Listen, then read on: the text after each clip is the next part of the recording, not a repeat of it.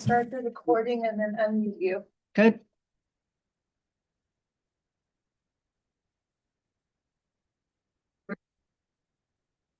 Good to go. Thank you. I'm going to call to order the Planning and Zoning Commission for Thursday, March 26th, 2026 at 5:30. Let's start with Lishay. Here, Alicia Benton here. Todd Brown. Kathy Green. Angela Dye. Charles Dalton. Peter Sante. And we're awaiting the arrival for Sheriff. We'll announce that when she gets here. Just a point of order. I will not be of the work session. I will be in the green room listening. I am recused. And that's something that, are you recused? For proximity. Charles, yes. Used as well. He has, we both live at Viking Lodge, and who else is? Todd. Todd? Lishay? I'm good. No, okay, the three of us, are we going to the green room together? Oh, how cozy. Okay. Approval of Waiting for minutes. Sheriff, so then we'll have 4 people. Yeah, so, Oh, I'm actually going to jump in before you start to approve the minutes. Okay. This pertains to the minutes. So at the last Planning and Zoning Commission meeting, there was a question that was raised as to perhaps expanding on the minutes that are taken during these meetings. And I just wanted to provide clarification on that request. So in terms of meeting minute requirements, Colorado open meeting law requires that minutes be taken, approved, and permanently archived for all meetings where formal action is taken. And minutes must be promptly prepared, clearly indicate draft form until formally approved, and are open to inspection by members of the general public. The way these action minutes are used, the town of Telluride utilizes those action minutes for all town council, board, and commission meetings, and they serve as the official record documenting the actions taken and directions provided during meetings. They really are not intended to capture details of conversations or provide explanations for decisions. They're very much focused on actions, decisions, direction. And it's the responsibility of the clerk to strictly record the actions taken by boards and commissions without summarizing those discussions or individual statements in that formal record. And broadly, and this is actually for the public as well, audio and video recordings of meetings are publicly accessible and serve as the verbatim record of proceedings. So if anyone here or any members of the public want to listen to any of the meetings, they're all available online on the town's website, telluride.gov. In terms of work sessions, as you know, are intended for informal education, discussion, and open-ended exploration of topics among commission staff and the public. And formal motions and votes resulting in official actions are not permitted during work sessions.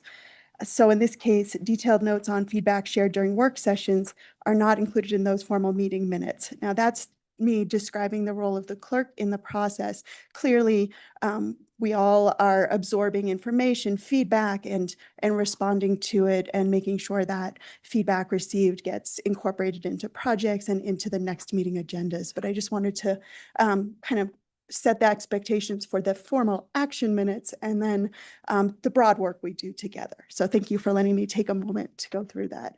yeah, I wanted to acknowledge the rest of folks in the room too. Yes. So that was Kristen Clothier for the recording. Oh. Planning director, planning building director. David Hunter, our planner 1, 2, something like that. No, see. Whatever. Senior. Senior. Yeah. That's the, Ben. okay, and Ben? Planner 2, very good. We have Maria representing our liaison to town council. We have consultants in the room. Becky and Allison, right? The clerks represented by Piper Miller. We have other staff in the background for our work session, Lance McDonald and James Van Hoosier. And the rest of your folks, are you public? Right? Okay, good. Allie. Allie's here. Sorry. Allie snuck. Shay was covering you up. I didn't- realized that. Ally Stanton, our attorney at this meeting for the town. Okay, with a full quorum, I think we can approve the minutes. Let's start with those of January 22nd. Anybody have any edits? No. Kathy? I move to approve the minutes from January 22nd, 2026 as presented. Second? Todd seconds. Todd? Okay. Any discussion? Kathy, how do you vote? Yes, Todd? Todd, yes. Alicia, yes. she doesn't get to vote. Okay. then Yeah. No. We Thank still you. have 5 people. That's right, we're still on. You still have 5 now? You Okay. need to wear an A. Okay, and then you can take it off. Thank I you. know. Yeah, Charles, yes. Peter, yes. thank you. He's- Yes, I guess I vote yes. All right, meeting minutes for February 22nd, or sorry, 26th. Kathy? I move to approve the February 22nd, February 26th, 2026 meeting minutes as presented. Todd seconds. All right, any discussion? Kathy? Kathy, yes. Todd? Todd, yes. Angela, yes. Charles, yes. Peter, yes. Very good. So those two are approved, and I approve the chair minutes from the 26th as well. Staff announcements, anything? I don't have any at this Except the time. one that you did for the minutes, right? Yes, sorry, Okay. I thought you were getting to that item. No, Thank no, you very that's much. fine. No problem. Any public comment on non-agenda items? Okay, well, are we going to have staff and board at the end or now, since so many people are Yes. voting? Board and Evening. staff discussion is at the end. Our staff and board discussion follows, so we'll Yeah. circle back to that. Anyone non-agendized, anyone online? You'll need to ask people to raise their hands digitally so I can see if they want to give public comment. We do have several members of public. Right. comment. Okay, so for those of you on the public and zooming in, if you want to comment on a non-agendized item, please use the raise your hand function on Zoom. I believe it's at the bottom of the screen. It would be helpful to have the participants listed on the side, so we have an idea of how many and when their hands come up, please. No, No? because for our, I can tell you that there are 16 people right now, but Well, that's helpful. yeah. Well, They're on, but for the main purposes of the display for our records and for the video that's retained, we don't need to see a list of everybody who's attending the meeting. You can just join for everybody's benefit online, we don't see you. If you want to speak, you need to raise your hand. That comes at the work session items, so just be mindful of that. So with that, we have a work session. I'm going to turn the meeting over to Kathy since I'm recused as chair to run that meeting. And the rest of us will fire to the green room. All right, do I need to reread about participants are muted until called upon, or has Angela spoken to that enough? The public hearing process was not stated, but you're welcome to do that if you like. Okay. Okay, Right. we have a specific order, I'll just say generally, we have a specific order we're going into in this project, and so there'll be time to comment, but very specific times and not just any old time. And I can go over that when I get Yeah. started. All right, Yes. so we're having a work session tonight. Recuse myself when the project is announced. Yes. Yeah, okay. So we're losing 3 P&Z members. So you'll read the Okay. project into the record and then you can They recuse. all live close to the project, is why they're leaving. Okay, all right. I will start once you're gone. No, so Kathy, you go ahead and read the project into the record, and then once it's read, that's usually when the recusals occur. However, Angela and Charles did state earlier why they were recusing, but Todd will make it at the proper time. Okay, all right. The project title is the Car Hinge Project. The summary is a consideration of an application for a work session on a proposed planned unit development subdivision comprised of affordable housing, neighborhood serving commercial, and other associated uses on town property pursuant to LUC 5-201.c. The legal descriptions are lots 34 and 34B Bachman Village subdivision according to the plat recorded June 29th, 1979 under reception number 212301, County of San Miguel, State of Colorado. Get to the next page. Sorry. Address is the Car Hinge Lot, 700 West Pacific Avenue. Zone District is Accommodations 2. Owner is Town of Telluride. Applicant is Design Workshop. Staff member is Kristen Colthier, the Historic and Preservation Planning Director. And this is the 2026, March 26 P&Z work session, Car Hinge redevelopment project and packet. Okay. Todd. I need to recuse myself for proximity. I live right across Pacific, so I'm right there. Front row seat. Thank Oh, you. Rosie, yeah, just like all the other projects. All right, Kristen, do you want to start? Sure.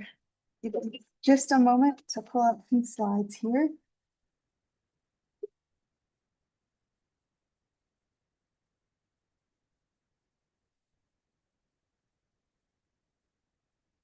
Okay, thank you very much, Kathy.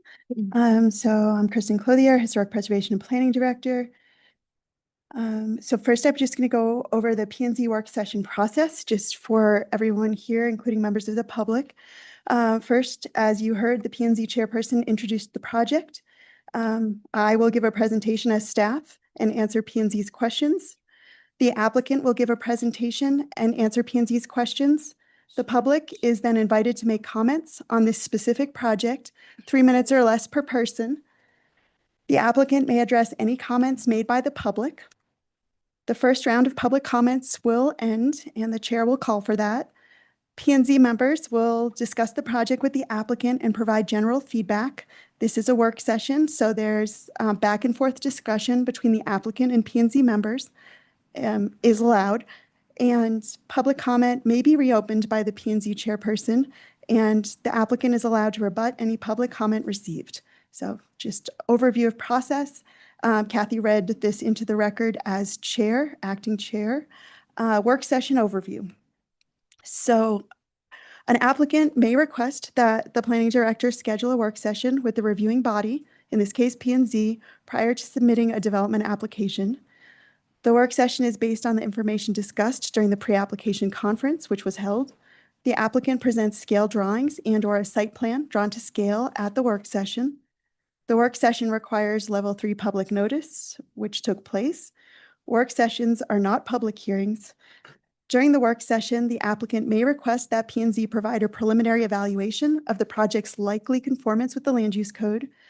The reviewing body may provide this preliminary evaluation verbally during the work session or direct that it be provided by the planning director within 30 days thereafter. And the preliminary evaluation does not vest the applicant or public with any reliance as to the outcome of the formal development review process. So this P&Z work session is an opportunity for the applicant to have a preliminary informal conversation with P&Z members. The applicant is seeking guidance from P&Z prior to taking any next steps towards preparing and submitting formal PUD and subdivision applications. The project site, I will let the applicant provide many more details on the project. I'm just going to quickly go over process and background information with the P&Z. So we have a 2 parcels which total 4.11 acres, owned by the town of Telluride, primarily a large public parking area in the AC2 zone district and not within the Telluride Historic Landmark District. The project, as stated in the application materials and packet, was provided online of the applicant's submittals and the staff memo that includes more details than I will get into here. Per that information submitted, the project aims to provide affordable housing ownership and rental options for both year-round and seasonal workers, support sustainable land use, reduce car dependency, increase walkability, promote a sense of community, contribute to a year-round economy that supports locals and visitors alike. The applicant proposal, the applicant anticipates preparing a large-scale planned unit development and subdivision application, 2 separate applications, The applicant would like to preliminarily discuss their proposal with the P&Z at this work session. So first, the subdivision. The applicant is proposing to combine the two lots, Lot 34 and Lot 34B, into one lot, totaling the 4.11 acres through the large-scale subdivision application process. The subdivision application will be processed concurrently with the PUD application per Land Use Code Section 63061. And the consolidation of those two parcels into one supports a more cohesive site design, efficient infrastructure planning, and a compact development footprint. For the planned unit development, through the PUD process, the applicant is proposing to provide significant public benefits and will be seeking variations to dimensional limitations for site coverage, floor area, and building height. I'll now just briefly go over the Planning and Zoning Commission review process. And again, a formal application has not yet been submitted for either the subdivision or the PUD. But I still want us to have that bigger picture understanding of next steps. This project meets the criteria for the large-scale PUD, which involves a 3-step review process once an application is submitted. So we have step 1, conceptual review, at which point a sketch PUD plan and plat are reviewed and approved by P&Z at a public hearing. A preliminary review, the preliminary PUD plan and plat are reviewed and approved by P&Z at a public hearing. And then the final review, the final PUD plan and plat are reviewed by the town staff, and if they conform with the preliminary approval, they are approved by the planning director and P&Z chair, or otherwise remanded to P&Z for a new review and preliminary approval at a public hearing if they do not conform. The PUD review process results in a detailed plan that is the basis for development of a particular property, and PUDs encourage innovative and flexible site planning aligned with community values per Land Use Code Section 6301. The project does meet the PUD criteria for consideration of variations to dimensional limitations, including through provision of affordable housing per 63046C3 of the Land Use Code. Here are your criteria. Any impacts that result from variations granted through a PUD must, at a minimum, be offset by the public or private purposes established by the approved PUD. For the P&Z, when granting a variation to the requirements of the underlying zone district, P&Z must find that the PUD meets applicable subdivision design criteria, PUD review standards, and all other land use code requirements. All proposed uses must be found by P&Z to be consistent with the purposes and policies of the Telluride Master Plan and compatible with surrounding structures, use, density, scale, mass, and circulation. And the effects of any differences in use or scale must be found to have been mitigated through careful planning. So when we have those applications in and the application for the PUD, those will be part of your review. Public benefits. As noted in the packet of materials submitted by the applicant, the project accomplishes the following public purposes that would not otherwise be able to be achieved without the variations and dimensional limitations of a PUD. It supports housing affordability for year-round and seasonal workers through the provision of 220 to 240 affordable housing units, consistent with the Telluride Affordable Housing Guidelines per Land Use Code 6304C3. And it provides neighborhood serving, small-scale commercial opportunities, 10,000 square feet plus or minus total, including public recreation, community facilities, including childcare facilities, fitness center, those are various proposed recreational community facilities consistent with 6304C4. In addition to those public benefits specific to the PUD and per the Land Use Code, the project also provides several additional community benefits aligned with the Telluride Master Plan. For example, the project is designed to ensure sustainable land use through mixed-use infill development, addressing multiple community needs, reduce car dependence, commuting pressure, and increase pedestrian and bicycle connectivity, preserve community character and support the scenic and natural qualities of the river trail, provide a mix of neighborhood-serving, community-focused amenities. So the proposed variations to dimensional limitations, which again, the applicant will go over in much more depth, but at a very high level so that you have a foundation for the next discussion. The applicant is proposing a variation to the dimensional limitation for maximum building height. Per the Land Use Code, for principal structures south of the San Miguel River, the maximum building height in the AC2 zone district is 40 feet, with the highest ridge point of any roof, excluding chimneys, not to exceed 45 feet.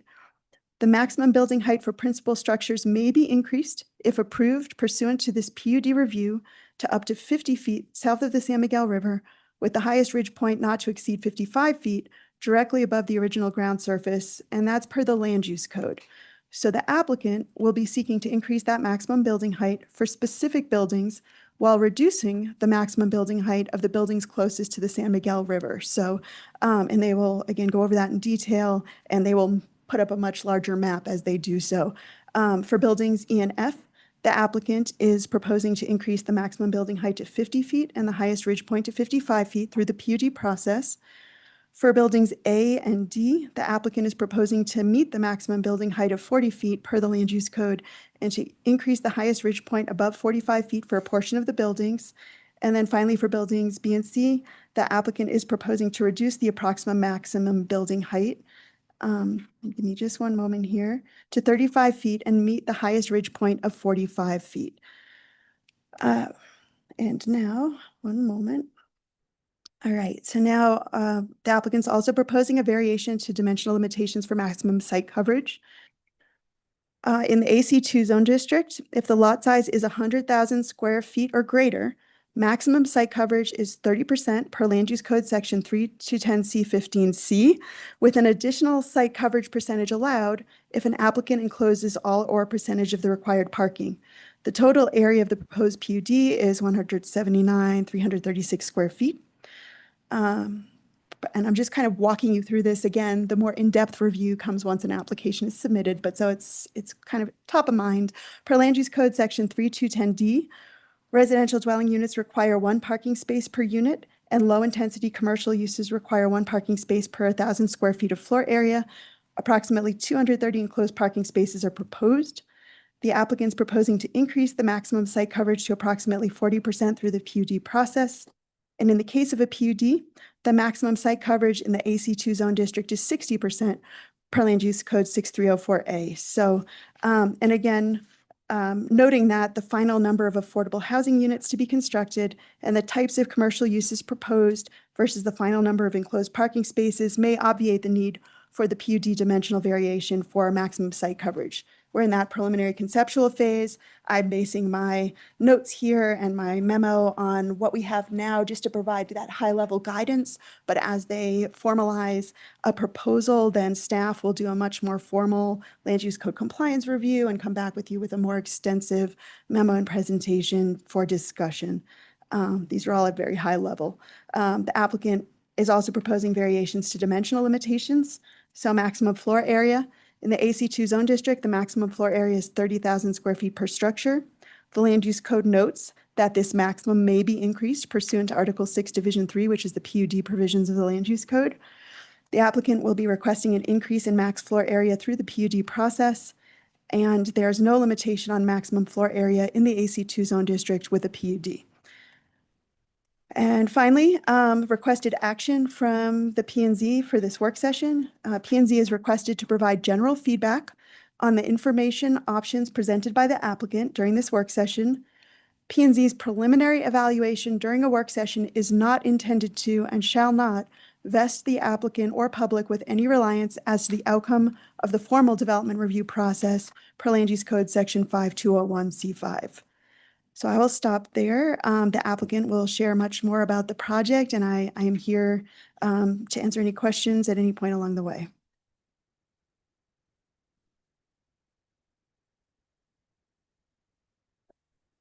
I need to unmute people online. Would you tell me their, Justin, please?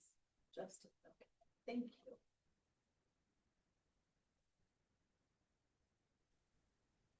Okay. And would you all introduce yourselves? Absolutely. We were just getting Yeah, set up. yeah, get So, ready, yeah. It's Becky Zimmerman and Alice Cody from Design Workshop. And Justin, will you introduce yourself so they can Yeah, correct me? certainly. Hi, everyone. I'm Justin Helmbrecht with Olsen Kundig, the architect on the project. Thank you. So Allison will make the presentation and then we welcome your comments and feedback and questions following our presentation.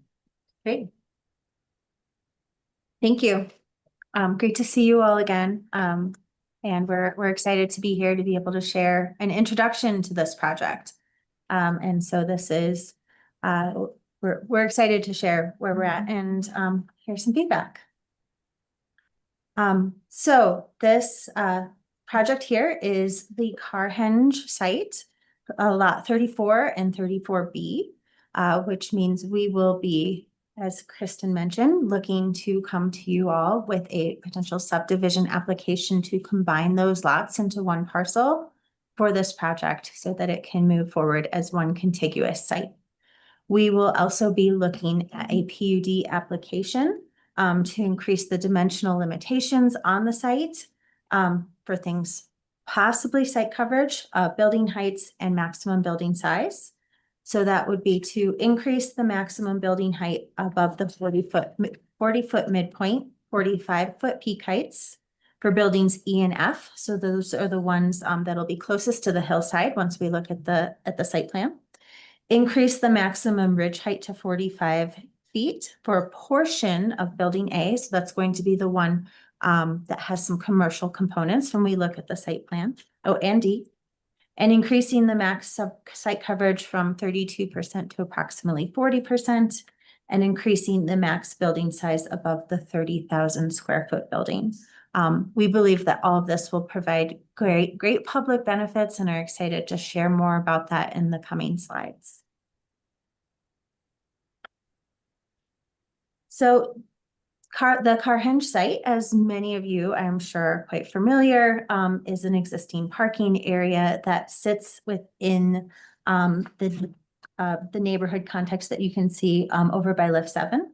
The surrounding properties are comprised primarily of multifamily and commercial. They were constructed between the 1970s and 1980s, including Element 52, Cimarron Lodge, Double Diamond at a place. And we feel that the proposed development is consistent within the context of the neighborhood, given these surrounding uses. So many of you are familiar with the planning documents here in Telluride that guide the decision-making on this site. And so that includes the Telluride Master Plan, as well as the Southwest Area Conceptual Plan.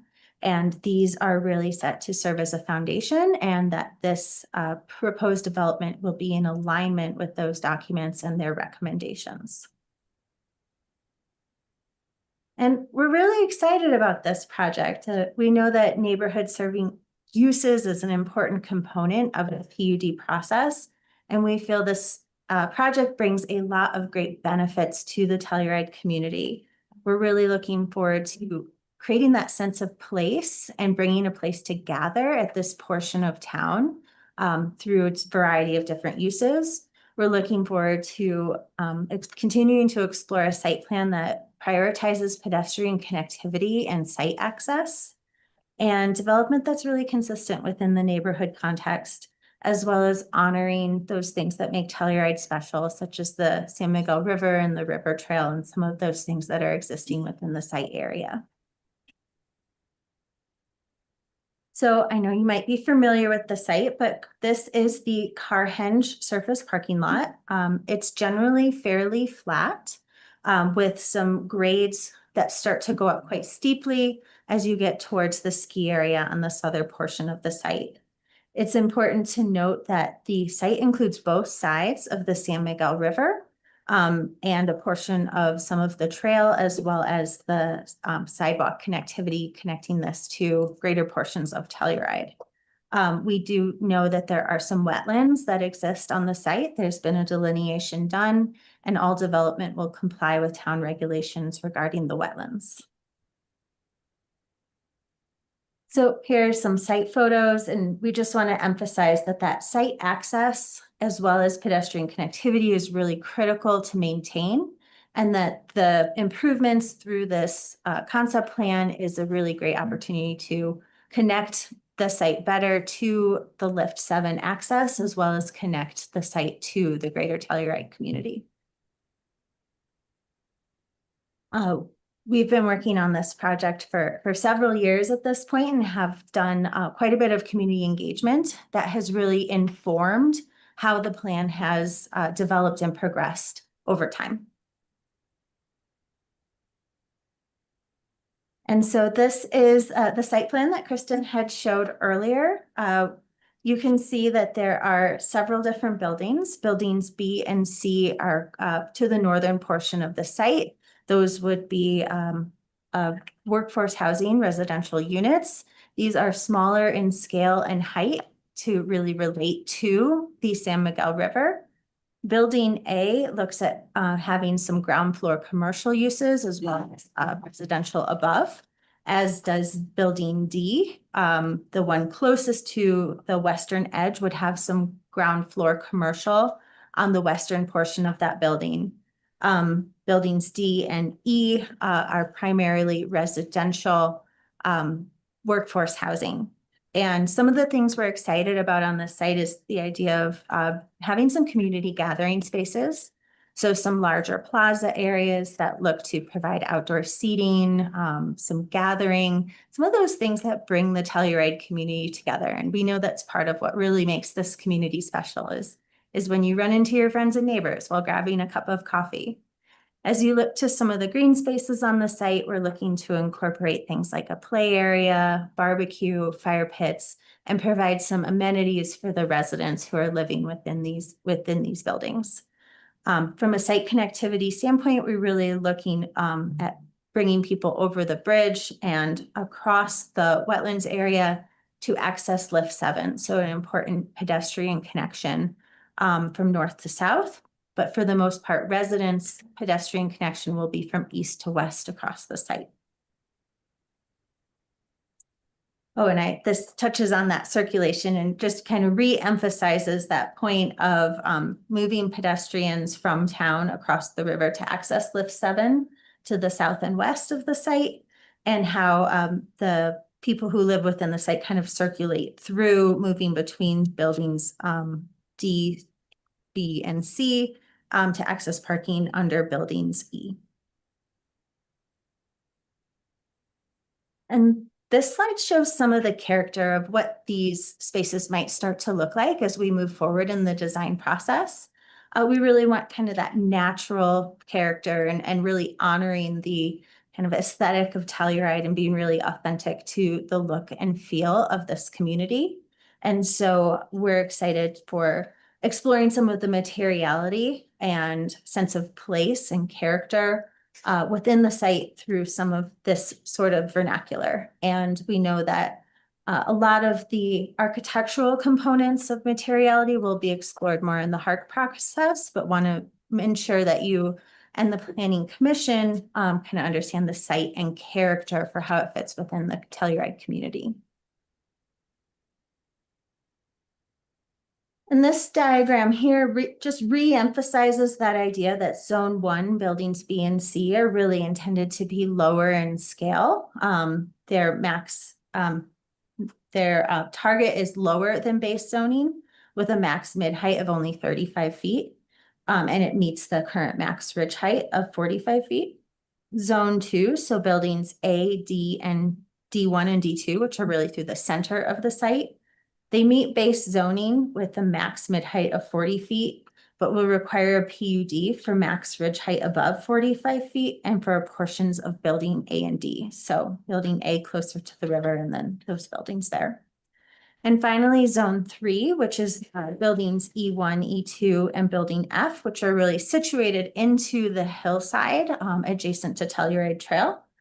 The target there is that they will require a PUD for the max mid height of 50 feet and max ridge height of 55 feet.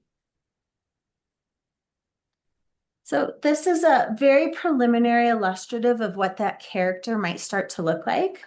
Key things to note here is that connectivity, that pedestrian connectivity to Lift 7 through the site, activating this core area through ground floor commercial uses, and creating that sense of gathering within this area.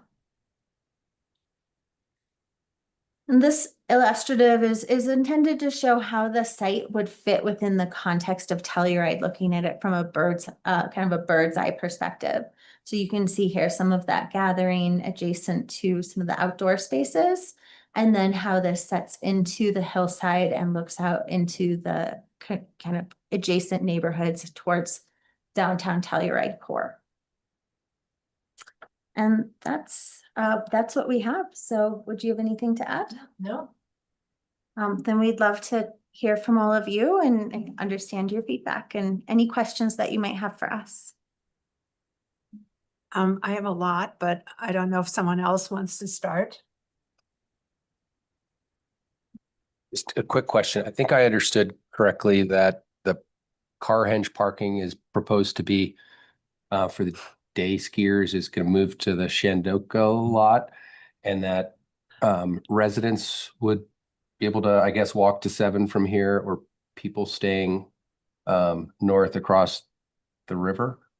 But this isn't a day parking scenario, correct? yeah, that's all correct. So Okay. the surface parking that's here today would move into the Shandoka new plan. But we're keeping pedestrian access from any area, neighbors to the north, keeping their access to Lift 7.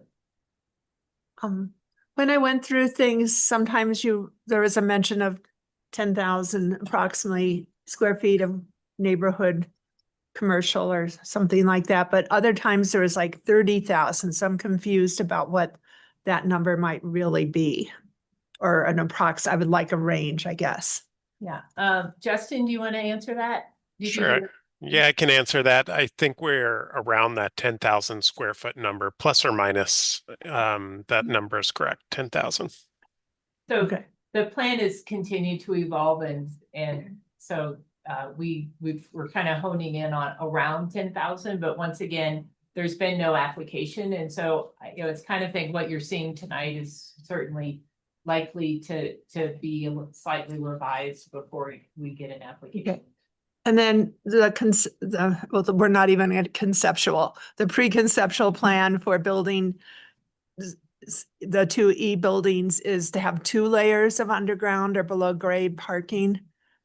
Justin, would you like to answer that? Yeah, that's correct. One layer is underground, and then the other is partially underground and is really nestled into the hillside there to make that parking disappear as much as possible. Okay, I guess my question or my concern is more about, are you going to go inside and drive around and go to the lower level? Or are you going to come from the outside and go to the 2 different levels? I think that's still to be developed with our parking consultants. We looked at that very carefully at our Mhm. Silverjack building in downtown Telluride and decided based on the cost and how few parking spaces we got more by going 2 levels deep. It wasn't worth it. So, I mean, I'm a little nervous about that. And especially if you need to get the 220 cars on site, it might be difficult from a cost standpoint. And then I know we're in the water table. We're also in a hillside. And I am nervous about that all the shoring that has to happen or the pile driving to make these buildings last a long, long time. It was very impactful on downtown, on the east end of downtown Telluride when the voodoo went in. There are many businesses and many residences that were very, very impacted for many, many months. And I wish the town could figure out a way to lead by example and not need to spend months of pounding and have everybody practically all over town, but certainly in a large, large radius from this site being affected by it. We have a lot of our short-term rentals are here, and we have a huge amount of full-time housing. A lot of our housing is for service workers who come home at 2 o'clock at night and then sleep till 10 in the morning. And if the pounding starts at 8 in the morning, it doesn't work. You're, wrecking their lives for 6 months. It's not cool. Then my other thing, and I don't know what to do about this, is that, we're probably, if you just blast through the approval process of both P&Z and HARC and then do final engineering, get that building permit, build it, we're probably still 4, maybe 5 years from now. And I'm not sure what your current studies are about the types of rental and for sale units are, but in 5 years, people have gotten married and have kids. People that had kids, the kids have gone and moved away. They don't need as big a house. I mean, I think our current problem with a large number of rental unit vacancies and a large number of turnover in our for sale units is because of the time lag from when we design the project and try to, size the units correctly to when they come online. And I'm really nervous that we'll build something that won't be what we need when it finally has a CO and people can move in. Your concerns. And I can go on, but let's hear some other comments. I'll throw a quick question. I assume the wetlands that was mentioned that's been delineated is on the west. I see water depicted there. That's correct. Nice. I think on page 10 in your packet, you showed a couple of buildings at the base of 7, which aren't there, that I have some curiosity. I know this vicinity, having lived nearby before, and I know Telski's associated with this neighborhood as well. What are those other buildings? Out of curiosity. So that last year, when we were kind of working on the plan and we had some of the community engagement, there was a joint effort with Telsky to consider the area around Lift 7 in the idea of, let's look at this holistically.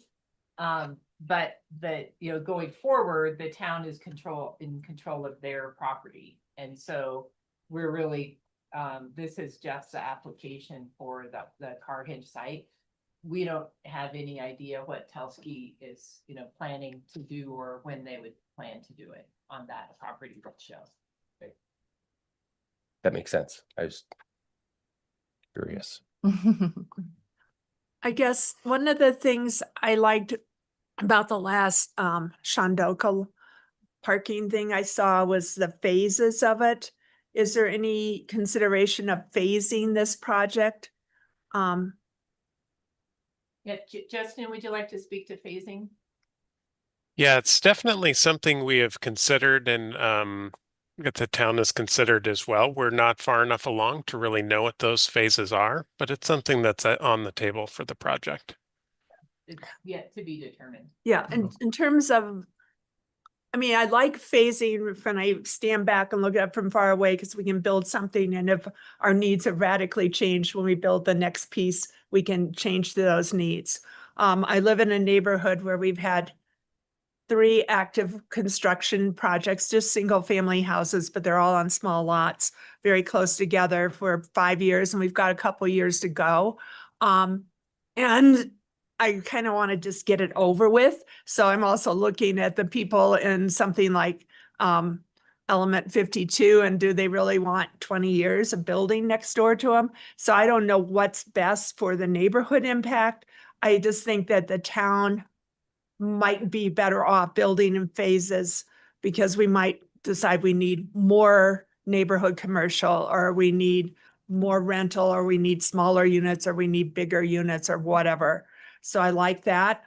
I didn't know, I mean, there's all the utility issues and building code issues, but when you go to some hotels or motels, you can lock things off. And so you can have 2 bedrooms that are suddenly together or not together, whatever. I didn't know if we could build units with lock off. So for one residency, they could have 2 bedrooms, and then you could lock off 1 bedroom and it becomes a 1 bedroom, and the unit next door becomes a 3 bedroom. I mean, this is really far-fetched, but I worked a long time ago for the Park Service. A lot of our housing that we, as staff, was kind of weird units like that. And they probably don't meet anybody's standards of today, but whatever. I just have a quick question regarding mostly the mitigation as far as some of the traffic that's going to go around. It's a pretty one-way street that's heavily used, and just didn't know if there was a plan for that whole section. Obviously, that's a little bit further down the road. And then I was also just interested in the rental versus ownership for the bedrooms, like Kathy was saying. It's always a constant dance, and it's a 5-year lead time that could change dramatically, really, but. So on the traffic, when the Southwest area plan was put together, there was a couple of traffic studies done. And so there would, likely be another one for this specific use, but there's actually fewer parking spaces here in this future condition than there are today. So, it's so that it'll, it's not like it's going to be dramatically, you're not doubling the amount of parking or traffic that's coming. And then the for sale versus rental is really a decision that, the town will have to make, going forward is, what is the product type? What's the product mix? Is it for sale? Is it, for rent? How does, it may depend on, types of funding. And so there's so many things that, so it's really too early in this process to have a decision on that. And the last thing I'll say is just going to visit other ski resorts. It is a missed opportunity to not work with the ski resort on such a cool spot that's a landing from a lift and having that kind of vibrancy that people are looking for with the dining. And I see that there's dining tables, and you probably don't have plans for the type of commercial that's going to be encouraged and because it's going to be town-owned property. But it would be lovely to have that all kind of meld together and not have the difference, because it does need some vibrancy on that end of town. Jared? I had a question about the parking for the commercial. Is there where would that be? Underground as well? Yes. Or none. Anyone want to speak to the parking? Yeah, parking for commercial would be under building D. So there's one level of parking under building D, and that would be the closest proximity to the commercial space. And And- you'd have parking for unloading because, hopefully there's coffee shops and little restaurants and the food trucks need to come and unload several times every day Yeah. or something. Great thought. Loading, unloading is a very important part of a building, especially a commercial or an F&B building. So yes, we'll continue to develop that. Okay, and then I've wanted to work on parking for a long time and we never get to, but I learned that one reason there's so many cars parked over at Shindoka and they all belong to tenants, because I used to have a lot of old cars. And when you have old cars, you need more than one because they're not going to work. You have to have one that will work when you need it. And a lot of people work in construction, so that means you have to go get in a vehicle with all your equipment and tools and drive somewhere. It's not like you can hop on the shuttle bus or hop on the gondola and go to your retail or restaurant job. It works well, and you guys probably all know this, but it works well when, one family member's getting the higher wages of construction, the other family members may be working in retail or restaurant, and that really kind of evens out the demands, the childcare, and the income on a year-round basis for those families. So that's all important. But what I'm saying is we're allocating them one parking space, and they almost all really need two. We also have something called e-bikes. They're kind of bigger than bicycle bikes. They're going to be very popular in this location, and we need parking for them. I think the Silver Jack building, which is fairly new, is grossly underparked for bicycles and e-bikes.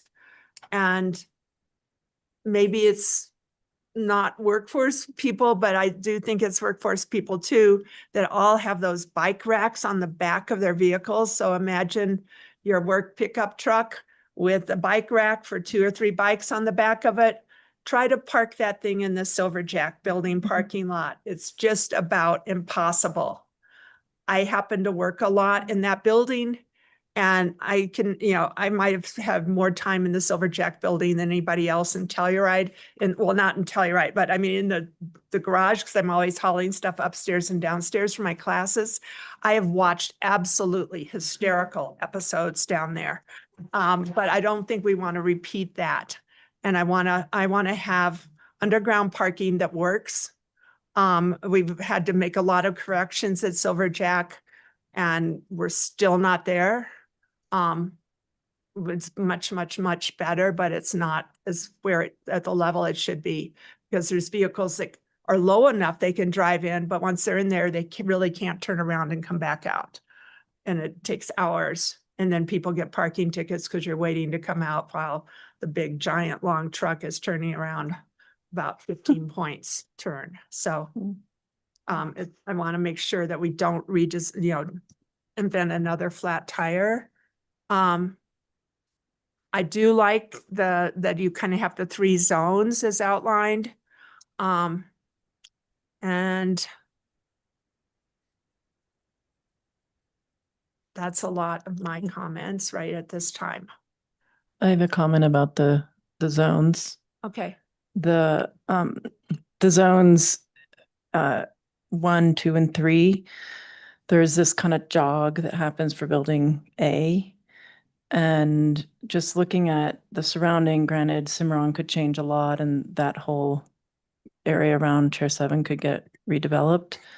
But even just with the river there and Pacific, that building A is basically right in that space. I would, as a mass and scale comment, would like to say that it's more like a building zone 1 and how it's going to sit in the landscape, especially how it is right now. Okay. And I have one question that might be more for staff at this point of time. Is this going to be an all-town project or is this going to be a public-private project by the town? I'm not able to answer that question at this stage. I don't know if there's clarity on that at this point in time.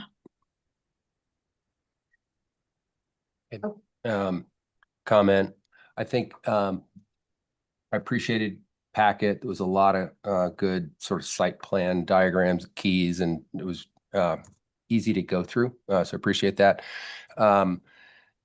I understand your third, or at least on your list of PUD asks to exceed the 30,000 square foot building size, maximum building size. And I am seeing some of your sort of 3D imagery, the architectural side that shows some of the second row of buildings in the middle of the site and the larger ones that are into the hill to the south. Some of the drawings show those as a little more broken up than some of the site plans show them as large by comparison to some of the scale of the buildings we know and have been living around for a good long time. So I'm more a fan of how this depiction that's up shows what is conveyed as rather large rectangle or square is actually maybe 3 or 4 smaller pods with circulation breaking that up.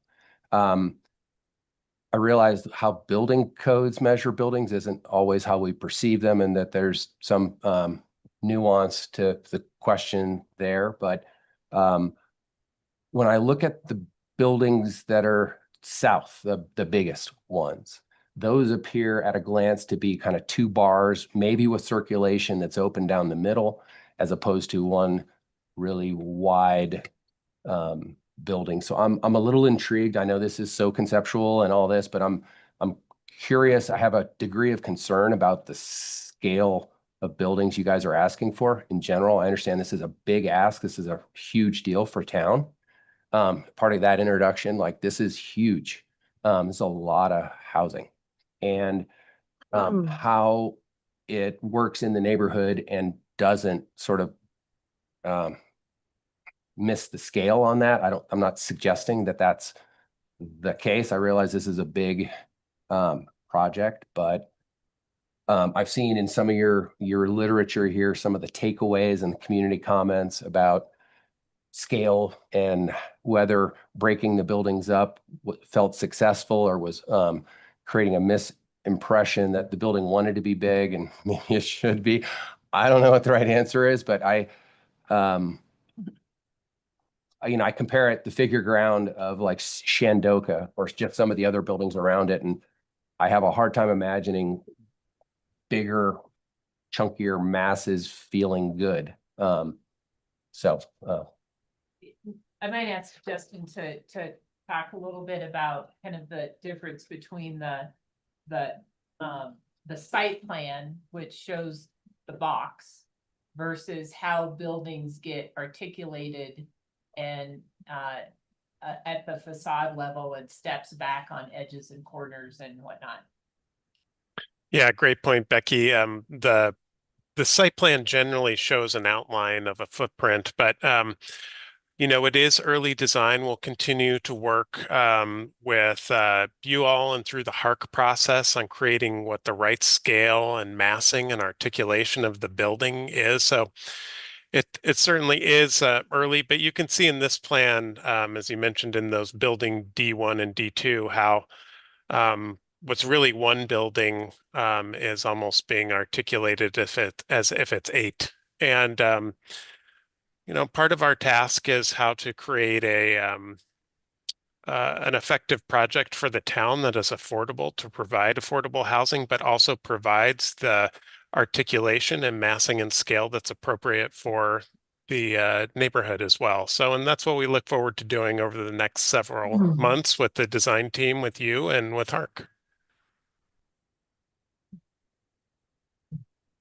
More P&Z questions at this time? I have a procedure question. How will we address the 2-lot question and combining those into one? Is that going to happen? That's the subdivision part of it. Yeah. It goes in tandem with a PUD, Okay. and it's not, this is big, but we've done other subdivisions of this size. So it's not Wait, the maybe biggest thing ever. just the fact that there's 2 lots that are separate lots right now, and then we're going to combine them. Sorry, am I being clear? Okay. We've had to do that all over town Okay. to get some of the projects we have. I have a similar maybe question. Okay. I have a curiosity related to, again, this kind of parallel paths, HARC and P&Z, and the efficiency with that. I'm imagining the questions related to height and mass and scale being of primary concern to HARC, and that we are not, as the PUD body, being asked to determine or weigh in on PUD things like that necessarily before HARC has a chance to have any comment. And that's, I'm seeing nods in the back. If anybody, yeah. Yeah, picture a concurrent process. There will be HARC meetings, P&Z meetings, and we as staff are working on how that process will work to be the most smooth process that really bring everyone's input together to a final decision. So, but you absolutely will be providing input on the PUD elements per the PUD criteria as part of your formal review. What's that? Not a year in advance of HARC getting to see. Right, mass and scale. no, these will be, yes, good point, and yes, absolutely. I think Peter was on HARC and I was on this board, and some of the people that are missing were on this board when we would have joint meetings of P&Z and HARC to make sure that we were not creating a height that could never meet the design goals or a mass. So I would highly recommend that we go back to that joint meeting thing. They might be long, they might be grueling, but I mean, I can tell you horror stories from the 80s, but I won't bother you with those. The possibility of the most efficient process is currently under discussion, and absolutely that's something being considered. Thank you. All right, more questions from the board? Okay, we will move forward to the public making comments on this project. We're going to ask for 3 minutes or less per person. And you need to, I don't know if we should have gotten, I think more people are online that want to speak, maybe. When they raise their hand online, I'll be able to see it, and then I'll just go down the line as I see the names and I'll tell you. And then if there's anybody in the room, you just go up to the podium over there and use that microphone and state your name, please. And whether you're online or in person, you need to state your name, and do you want where they live as well? It's not necessary, just their but their name. name, Yeah. yes. Okay.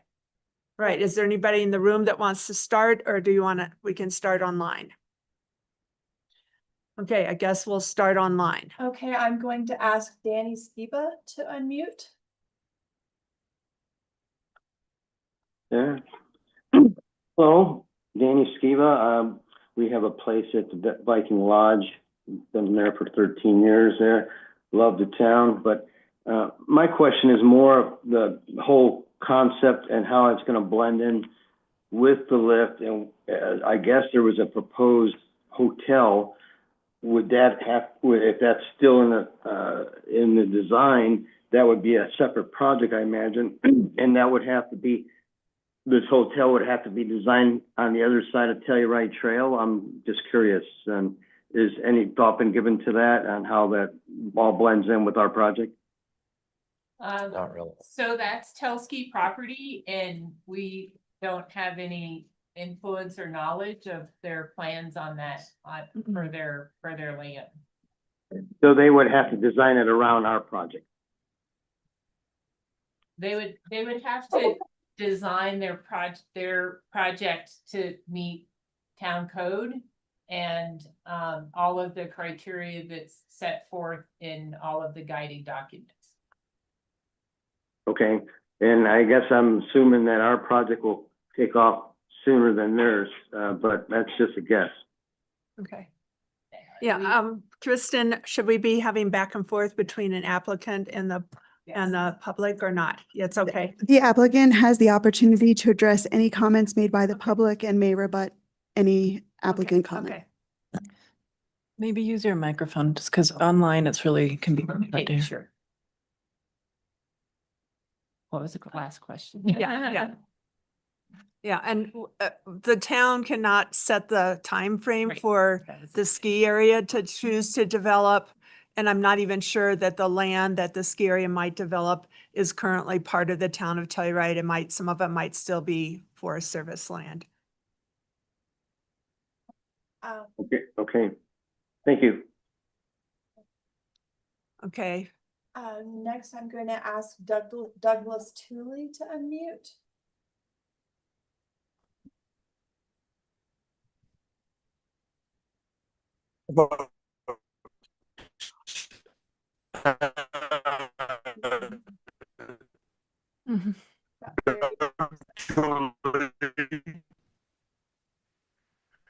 We can't hear you so far. We've got bad reception, Doug. If you can hear us, we're not getting much of what you're saying so far.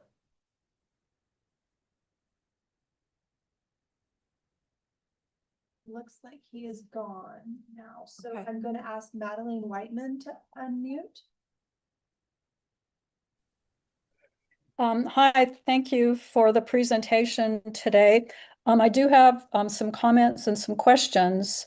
One of my comments, when I heard the presentation, there was a mention of preserve the community character of the neighborhood. Well, what you're proposing is nothing like the community character of the West End. We do have a lot of housing there, but we don't have it so everybody is on top of each other.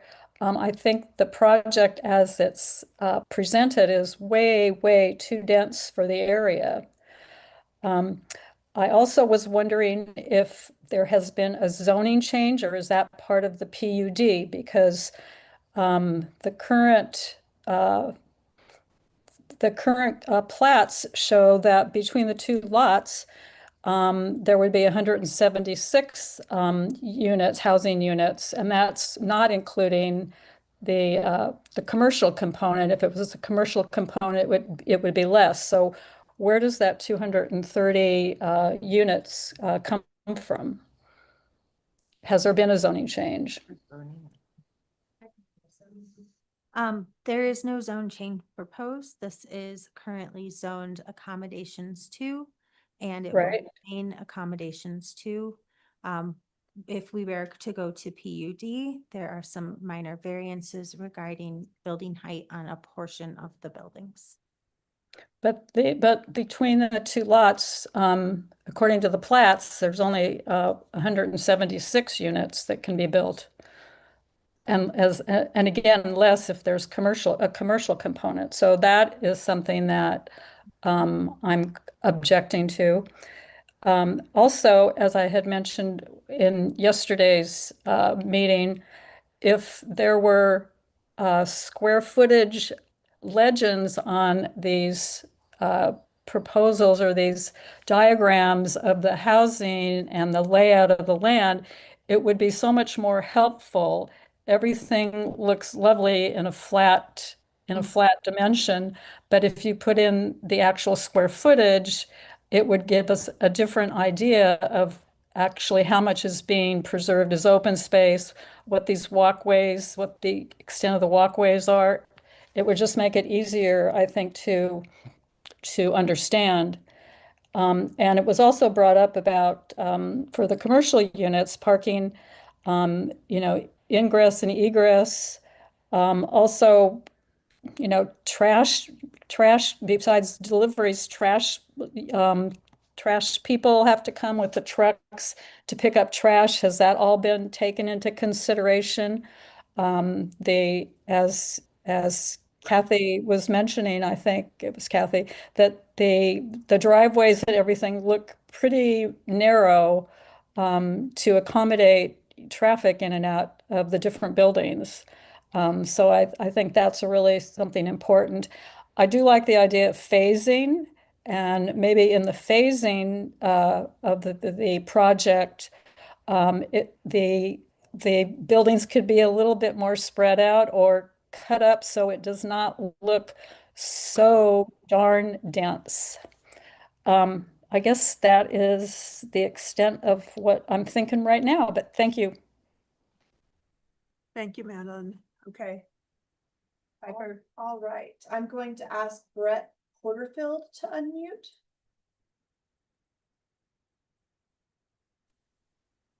Hey there, can you hear me? Yes. I'm an owner over at Mountainside Inn and also on the border over there.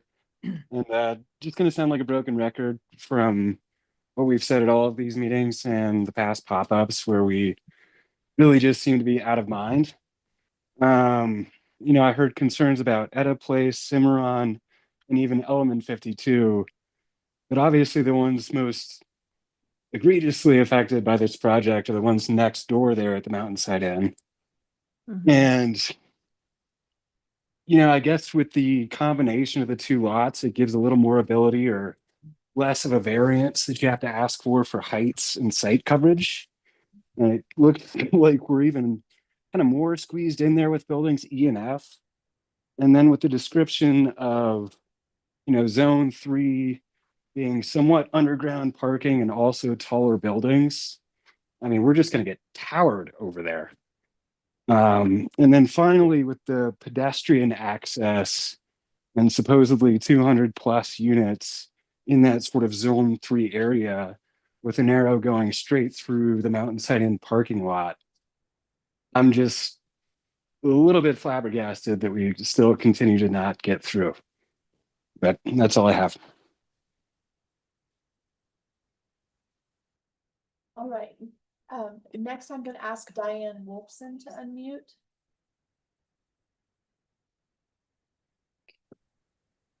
Hello, I'm Diane Wolfson, and I am an attorney representing Chair 7 Community Coalition, which is a nonprofit corporation made up of neighboring property owners. There are quite a few concerns with the application, but I'll address just two of them now. The first is parking. Based on the 10,000 square feet of commercial and 220 to 240 residential units, that's a total of 240 to 260 spaces. That would be the minimum requirement, but only 230 spaces are proposed and no variance is mentioned. So that's the first concern. The second concern along those lines is what I think Kathy mentioned, which is that even if you meet the minimum requirements, it's not enough. If you have one space per unit, it's possible that that unit might have more than one car. Or if you have one space per 500 square feet of commercial, you're not really allowing enough for employees or people visiting that commercial space. So even if the minimums are met, you're creating a parking problem with this development as it's proposed. And you're also taking away 288 parking spaces. So you're creating you're pushing that over to Shandoka, and I think there's a phasing issue because it's unclear how you're gonna take away 288 spaces that are used for day use parking and move them over to Shandoka where there is no parking, for them now. So the question is that going to be built first? Is this going to be built second? And that dovetails into the second biggest concern, which is traffic. So now you're putting you've created this additional density of commercial and housing. There's not enough parking. And now you're going to put those people looking for a parking space onto the roads surrounding. And literally the only thing they can do is go one way and then up to the corner of Davis and Colorado, and then circle all the way back around to the Shandoka parking lot, which it's unclear if there will be enough parking there to allow these extra people who have no place to park now on this property that you've developed. It adds to the traffic, which hasn't been addressed at all. You had a 2020 traffic study that found that the corner of Davis and Colorado was operating at a level of service of F. And the minimum CDOT requirement for that intersection would be D. So it's in 2020, it was already below by 2 levels, the level of service that it's required to be at. And that got worse in the 2025 traffic study. It went down by, the level of delay went up by 26 seconds. And that's without any additional development or construction. So you have this failing intersection that hasn't been addressed. Nobody's done any mitigation.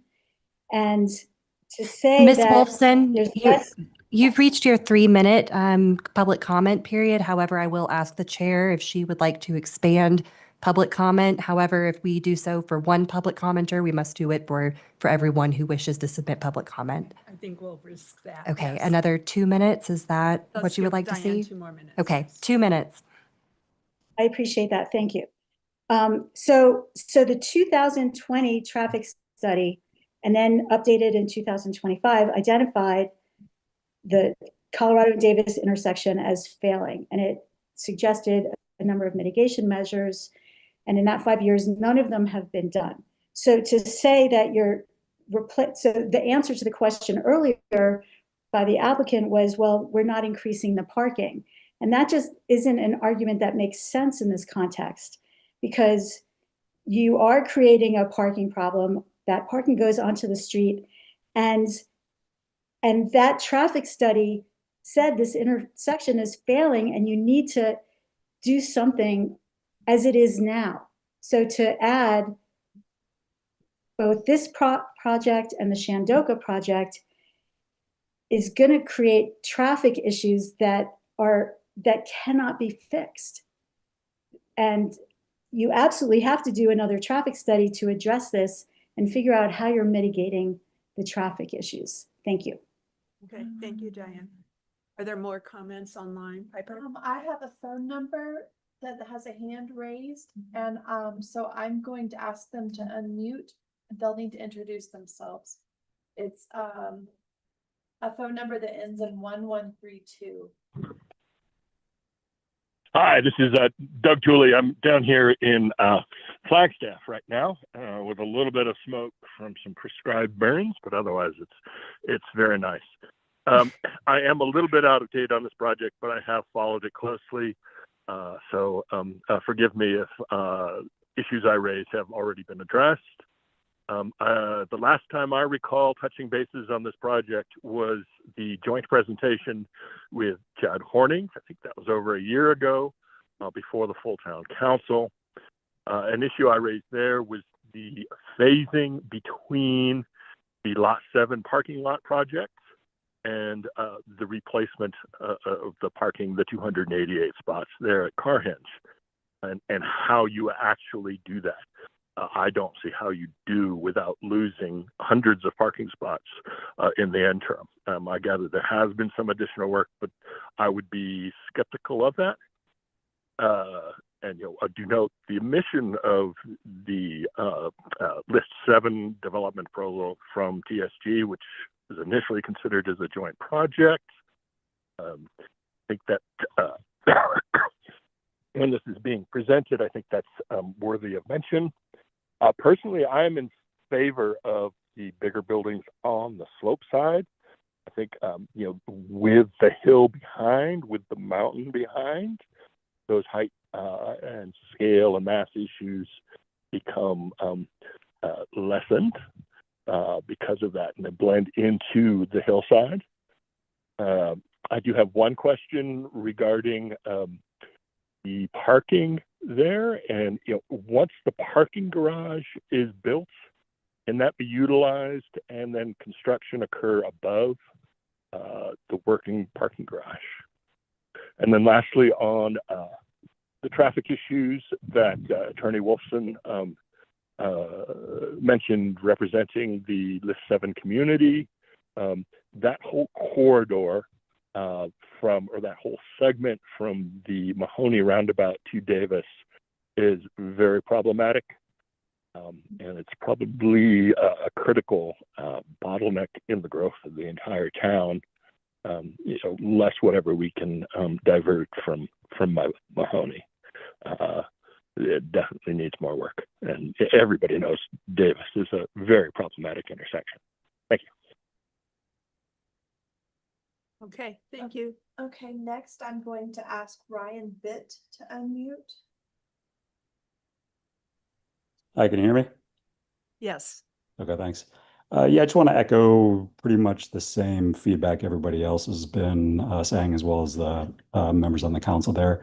I think that the project as it's currently proposed, I think this is really just the same proposal minus the Chair 7 hotel.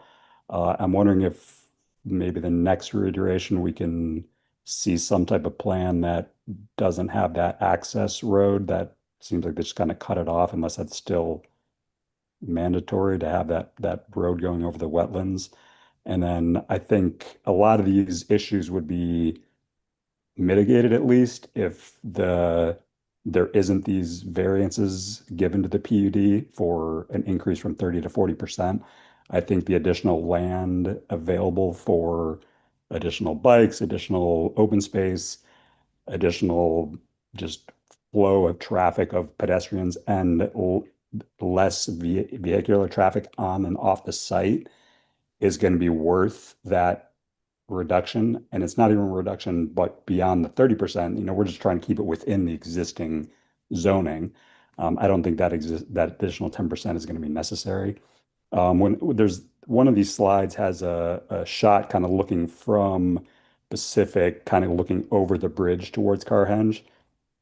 And to me, I mean, if you got to figure if there's 250 roughly cars minimum coming around that turn to the left there, and the only sidewalk coming in and out over the bridge is to the left, and there's no, they don't show any cars on this design, but you got to feel like there's going to be cars consistently coming in and out of there, again, with delivery trucks, trash trucks, all this stuff. I think maybe the sidewalk should be shifted to the right, additional pedestrian flow. Maybe that building to the right needs to be either minimized or eliminated, whatever it is. I think there just needs to be kind of a redesigning of the site, just knowing, okay, this isn't a plan now with the town and Telski.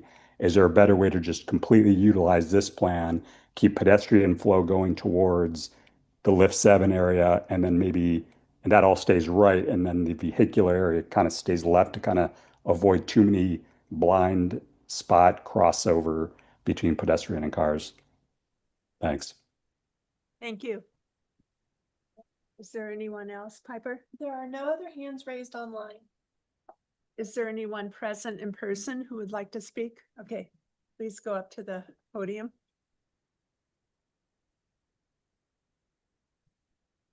Yes, hi, my name is Cami Nichols. I live in Cimarron Lodge, right above Ski Patrol, and I'm part of the Chair 7 Community Coalition. I just have 3 concerns I want to raise briefly, and some of them aren't really in your purview, but I think they're things that should be kept in mind during the whole process. First, the recusal process, it's occurred to me before, but also today, that we've lost three, very experienced commissioners to the proximity recusal, and we're going to lose council members. And I don't know about Hark, but it just seems to me that that's a very residential neighborhood, and a lot of full-time people live there, and a lot of experienced people live there. And so if there's any way to reconsider the proximity recusal issue, I hope that folks will work on that, because I think we're going to see that having a big impact on all the development in that West End. Also, just cost. I think we need to think as a community about how much, how we're going to finance all of this. And affordable housing is great, and having places for employees to live is great. But if the affordable housing project is financed in such a way that it becomes necessary for it to make a profit, then you have profitable affordable housing, and that's really an oxymoron.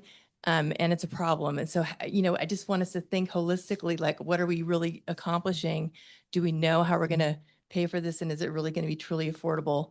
And then the third is, the traffic concerns. There was a lot of work done on Pacific, and we now have this sort of 10-foot sidewalk solution that we came up with because we didn't want it to be a two-way street. But the traffic study in 2020 and the update in 2025 both talk about the failing intersection at Davis and Colorado, and the fact that without part of the mitigation proposed was to make Pacific a two-way street there, where we built the 10-foot sidewalk, and then to do a traffic circle. And there is no other solution mentioned, and I don't know what a solution there would be. So it just, there may be some hard, I know it was a project done in light of a lot of opposition in the community to a two-way street, but we've got to think about this stuff holistically, and what have we created, and is it going to work for all of these plans that we have for the future? And the traffic studies say no.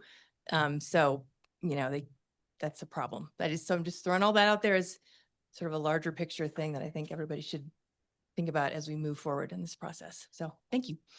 Thank you. Any more comments from people in the audience at this time? Okay, then we are going to end public comment at this time, and we're going to go to the P&Z members discussing the project with the applicant. I'm just going to speak about recusals for a moment. There's 4 of us present. There's only 5 people when we have no recusals, so we're not short. I have sat on some fairly major projects with 3 people deciding. We did reduce the distance of our recusal distance, I think, from 100 feet in the olden days down to 50, but it doesn't count right of ways. So that's why everyone who is in Telluride Lodge, even if they live at the Clark's end of Telluride Lodge, because it's one property, is recused. And that's just the way it is. And it's probably better because that whole HOA, I'm sure, will be involved in the process. It's just a little better if everybody does recuse. It should. And once upon a time, I like telling long ago stories, sorry. I had 2 other P&Z members living within 4 houses of me. So, 3 P&Z members all lived on the corner of Gregory and Willow, East Gregory and North Willow. So those things just happen. We're a small town, and it's hard to find members to serve. And the same with town council. We just have to live with that. But we did make the distance smaller in order to keep people involved. I'm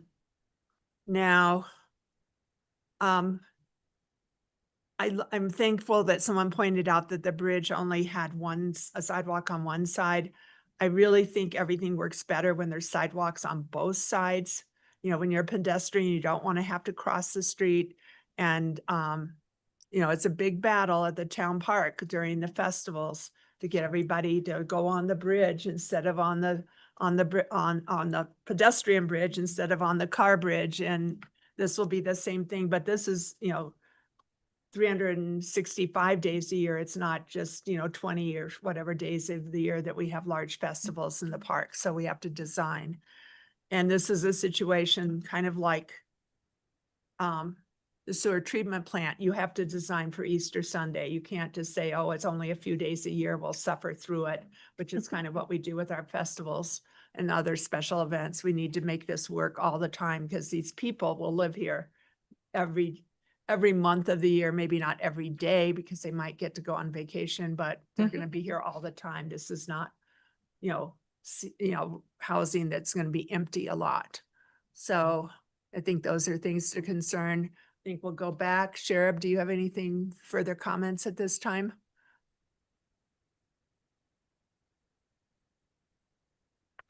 Yeah, I have some design comments, but I think it's too soon.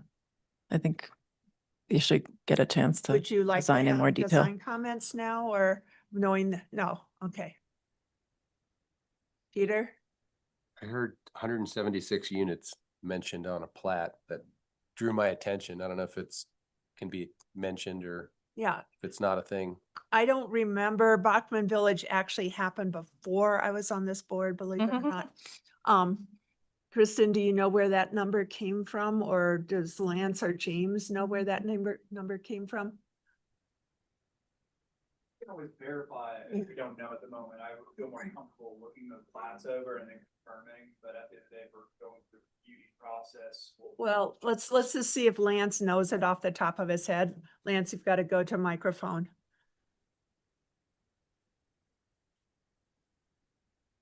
I think what the public was speaking to was the Bachman Village plat, which sets certain densities on the lots.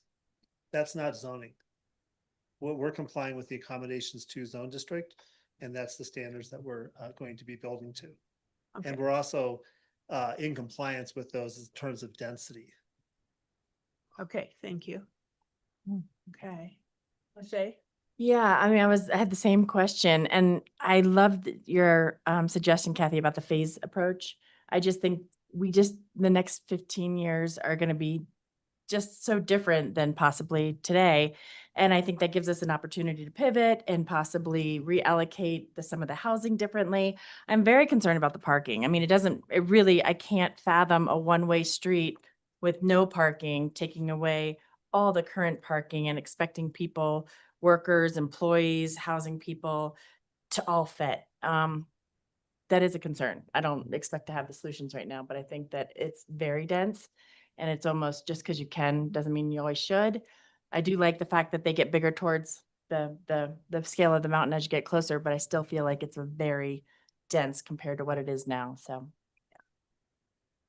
And I think it's obvious that the Shandoka parking housing project, phase 1 needs to be 100% built before this goes offline. There's no way this town could survive that. And so that's pushing the occupancy of this out like 8 or 10 years, which is really hard to guess what kind of housing we'll need then and what our commercial space needs.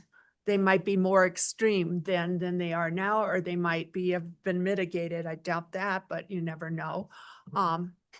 So I think that's important. And then, Davis in Colorado has been pretty dysfunctional, and that might be the very first thing that the town needs to design and do with the concept of the densities that are coming with the Shandoka parking project and with this project, Car Hinge. We need to get that in place before we have the construction vehicles and before we have all the additional parking. So I think phasing within the site for this project's important, but phasing the work that the town needs to do so the town can be as functional as possible during this level of construction. We used to have a lot more public involvement on little task force. I think there's a new, more techie name for task force these days, but I think part of the problem with the work that happened on Pacific Street in the last year is it was all done by staff and out-of-town engineers, and there was no locals involved that could have helped them see some of the problems that they encountered. And we also need to consider Cornet Creek. It comes in close to here. It comes in, definitely gets very close to the Davis and Colorado Avenue area we keep talking about. And it does have mudslides every so often. And it does have flash floods, maybe more so than the main San Miguel River, but we need to be conscious of all that when we're designing, because they had to not replace the bridge at near Viking and the air bar on the, for Cornet Creek, because it wasn't designed for the level of flows. They did not know that because they did it with people who were very new to our community or are not residents, who had not seen some of the things that have happened in that location. So that's some of my advice. And I also kind of think this might be a situation where small is beautiful and small might be more affordable than as big as possible. And then there's that marvelous saying, less is more. In the spirit of that, I'd like to acknowledge that there is some really large buildings right next to Mountainside Inn, and it could be really awkward just because it's a straight line right next to that development there. So maybe when the design becomes more refined, it can step back, or there can be a pocket garden space there. There is on their property, and possibly can be reflected on the other side. And you might need more space there in general because of the access to those buildings. Yeah. Yeah, building F is just tucked away back in there, and Yeah, it and doesn't even get a sidewalk. I think it's obvious that Mountainside Inn might not want pedestrian and bicyclists flowing through their property and parking lot, which is overly crowded, as all parking lots are in Telluride, and across that bridge. But they probably need to be able to move through to Lift 7 and to the new amenities that will come, neighborhood commercial that will come when this project is complete. So you need to specify that so they know what to fear and what not to fear, and have some pretty good systems to make that work. And you also have to remember, we're climbers and barricades don't always work. More comments from the board? More comments? Do you want to ask us questions? No, thank you so much. We really appreciate this time to have this work session with you, kind of show you thinking to date, get your feedback, get I think a lot of great things to be thinking about as we go back and take this to the next step. So we really appreciate it. Good work. Okay. And I'm just gonna stop with a little historic story. A lot of things have been proposed here before the town got the property and it became Carhenge. But one of them was two very tall freestanding hotel buildings, not built into the hillside, and they had pyramids on top of them. And so I have always called it the Lexer Hotel project, and it didn't go very far. So, things have changed a lot. And I will also say that some of our bigger and harder to deal with projects in the past, be they a town project or a purely private sector project, have had more than one work session. So that is allowable as well. There's no need to rush to conceptual if there's a lot of issues to resolve. Okay. Yeah, I personally appreciate not being presented a calendar of review dates and all this stuff. I know there's a lot to do, but this has been an exercise in patience from the sound of it. But yeah. Okay. Great. Thank Any you so further? much. Okay, and then okay, at this time we need to move to our next item and bring back our recused members. And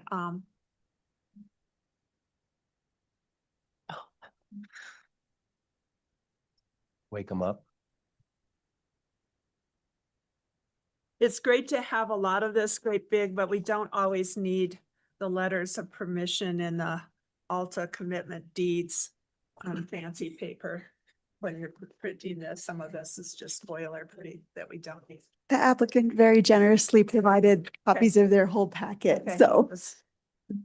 Trying to save the world occasionally. One copy at a time. Yeah, one page, even though I love. All over the place. I spread out here. Yeah. You can just take over now. I know. I was like, yeah, why not?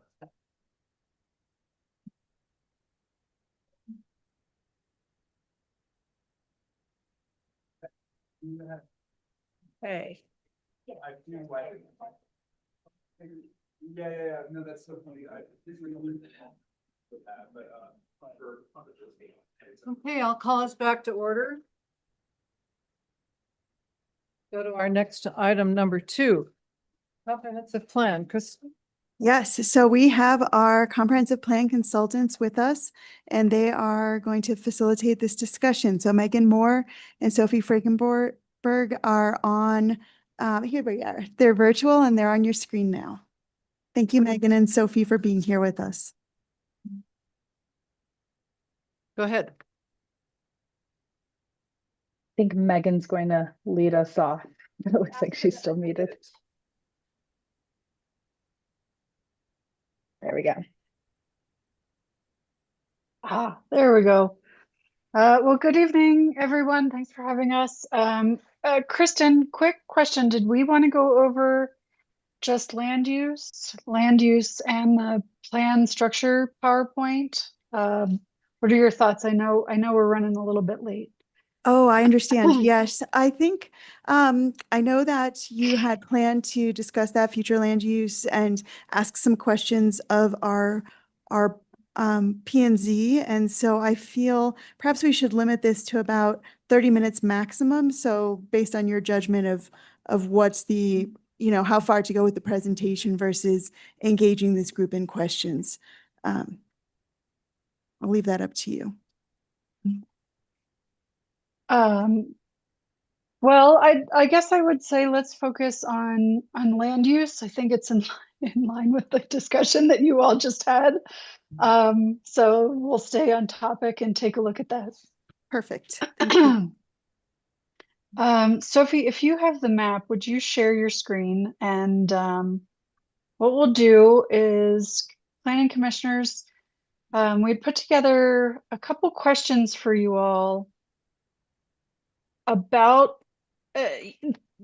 to start the conversation about future land use, right? You have a future land use map.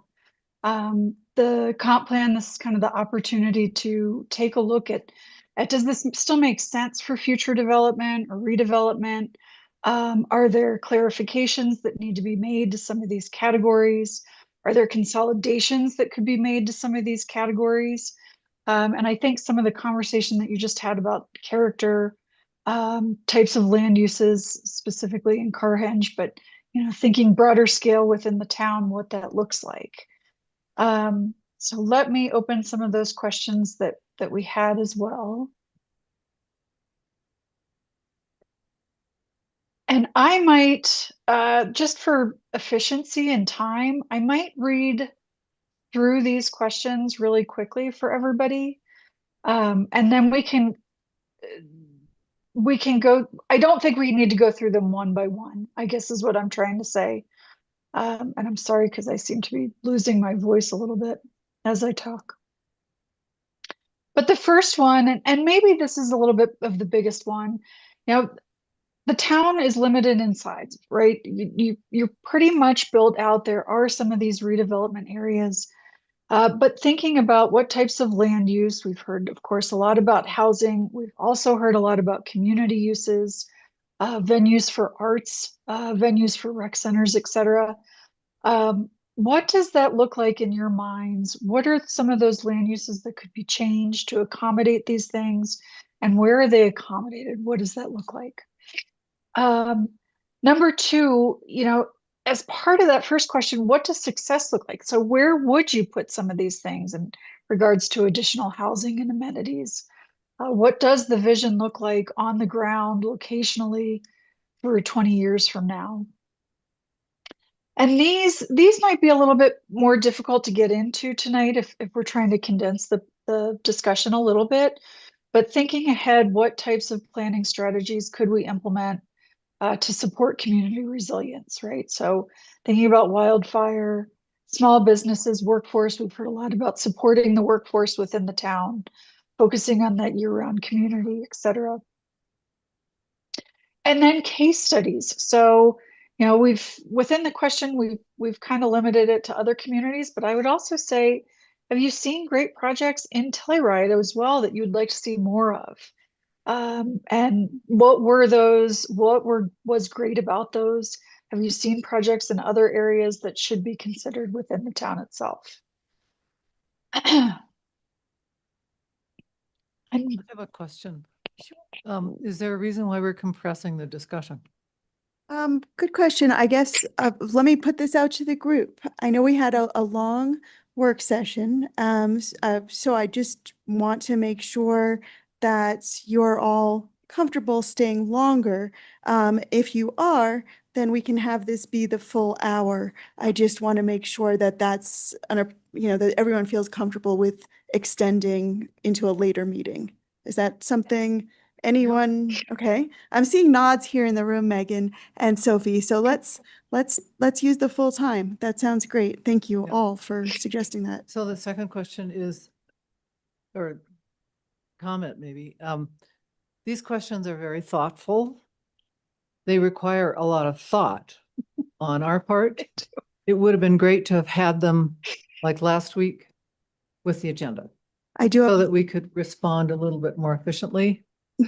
I will make sure to work on that on my end moving forward so that is the case. Thank you Yeah, for that thank you for feedback. that.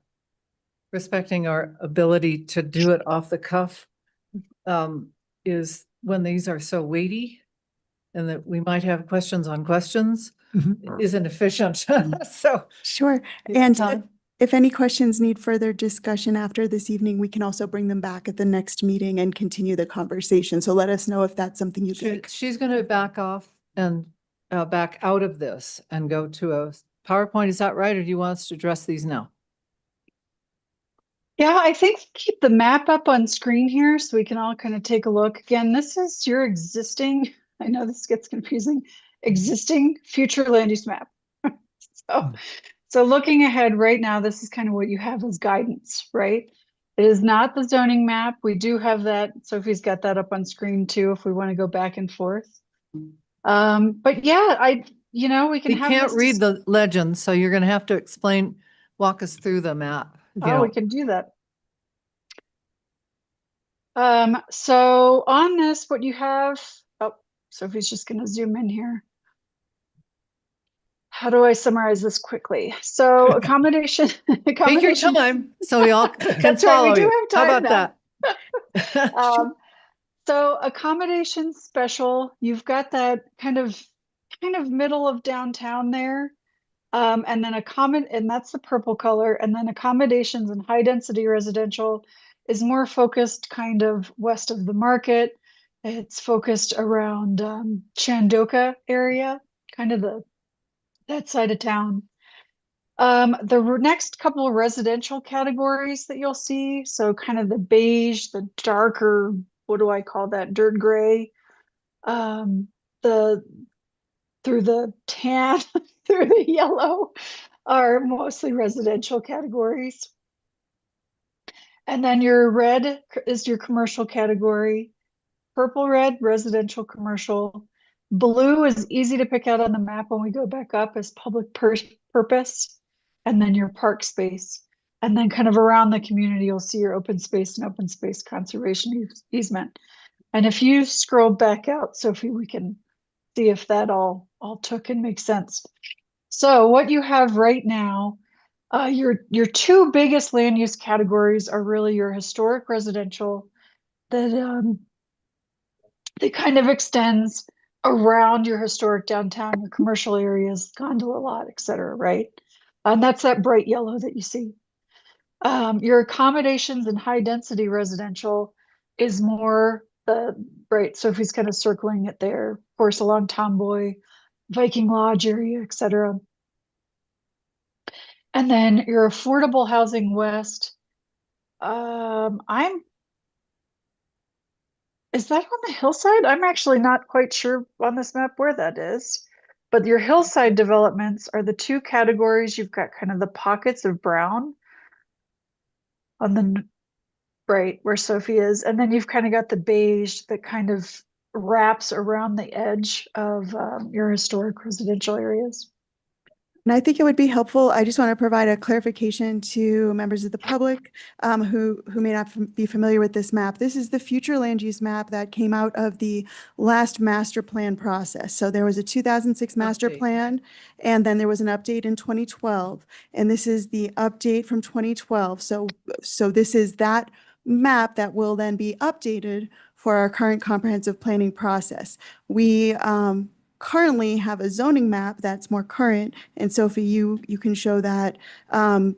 So basically this exercise, we will be updating our future land use map as part of our comprehensive planning process, and this is the beginning of that conversation. Yeah. And then, sorry, go ahead. We have another question. Thank you. No, it wasn't a question. I was going to try and answer Nice. some of the questions and Are we there? Yeah. So we want to take the one, what uses for undeveloped land? well, Is that the one you're trying to answer? I'm trying to answer sort of all of them together. And as you started, we really don't have any undeveloped land. Nope. A few undeveloped Sure. lots. I'm sure in the next 20, 50 years, there will be some new technology that comes along that makes some of the hillside lots more buildable than they are today, just as what is going on today couldn't be envisioned 20 years ago. But what we have seen, and I think what the world global economic forces tell us, is that we are going to continue to be very desirable, and all of what shows on this map as yellow is going to probably turn over a dozen times, and people will rebuild it to whatever they want to do current for whenever that is. And I think it's our task as we envision this process is to maintain as much flexibility as we can, because we're not going to build more land. So look at how things could change in the future, still trying to maintain all of the elements that we put into our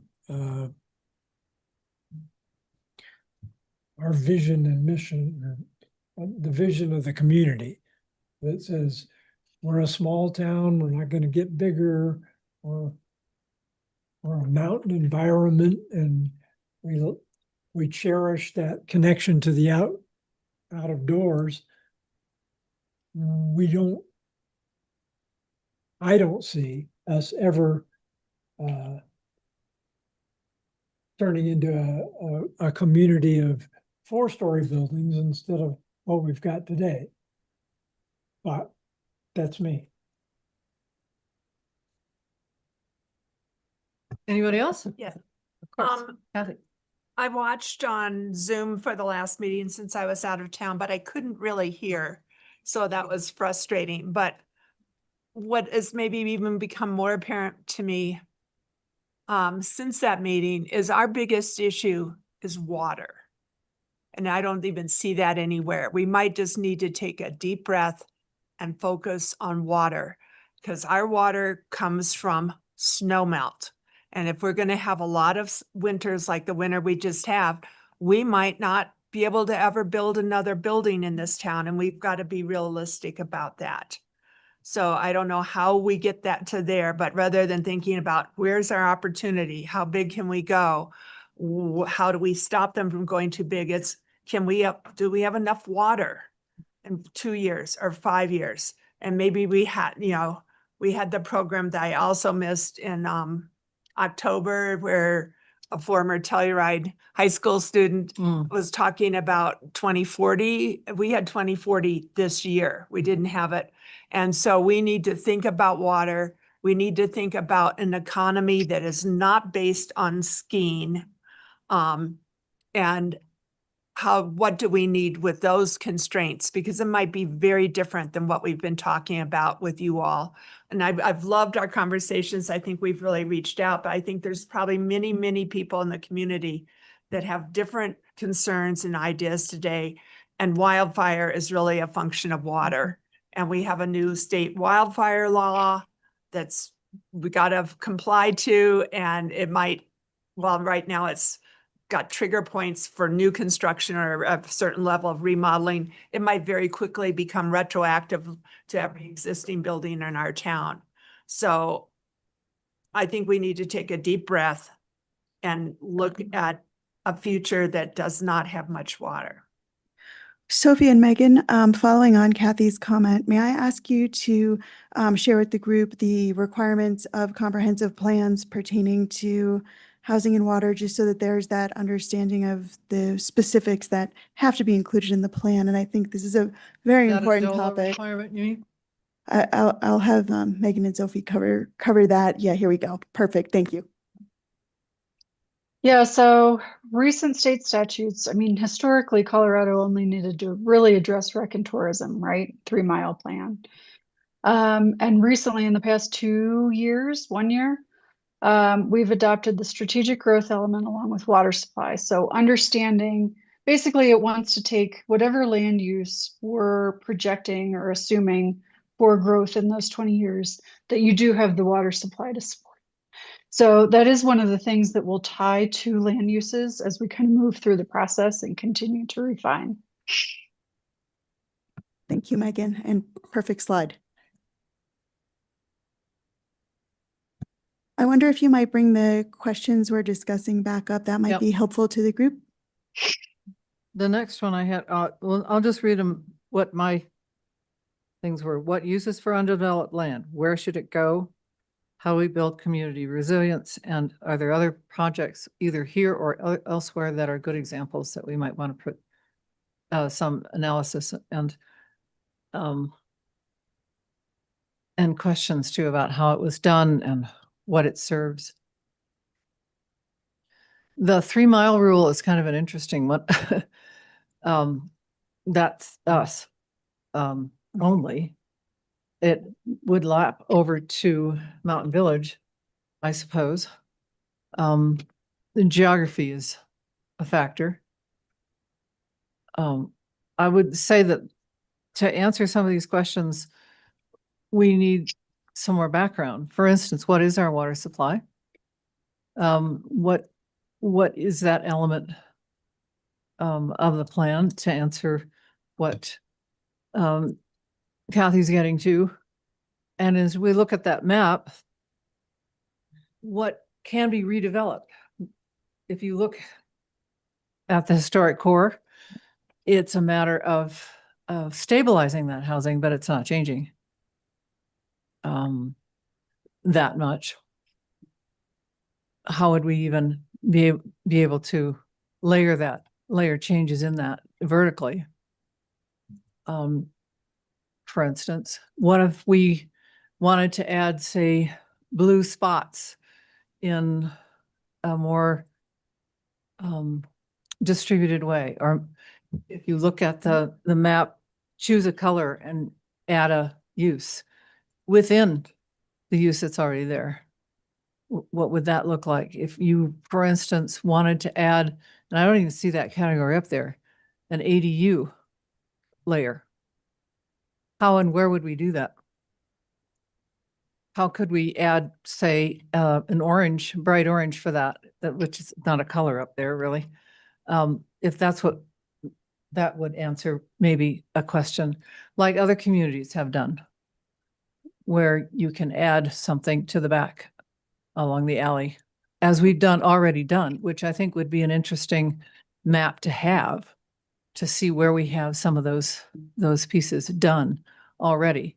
Are there spaces where we can do that, add those layers in? We've always been a community who's wanted to have more distribution of economic strata, more long-term with the short-term, so that they're not sequestered into brown spots like we have in the west end of town. That's pretty obvious. That was an obvious choice because the people in the yellow didn't want to have people in the brown. Yeah, I mean, you know, Even talk about it's in colors here, so you know, Yeah. do we want more purple? Or that, I think, has become an unoccupied zone. Mm.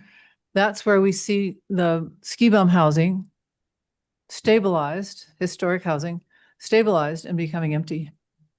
Used only 3 months a year. Rehabilitated. Sorry. Yeah. Yes, yeah. Yeah, Exactly, rehabilitated to rehabilitated, the nth degree and then. no one Exactly, can and afford added it. on to, but not occupied.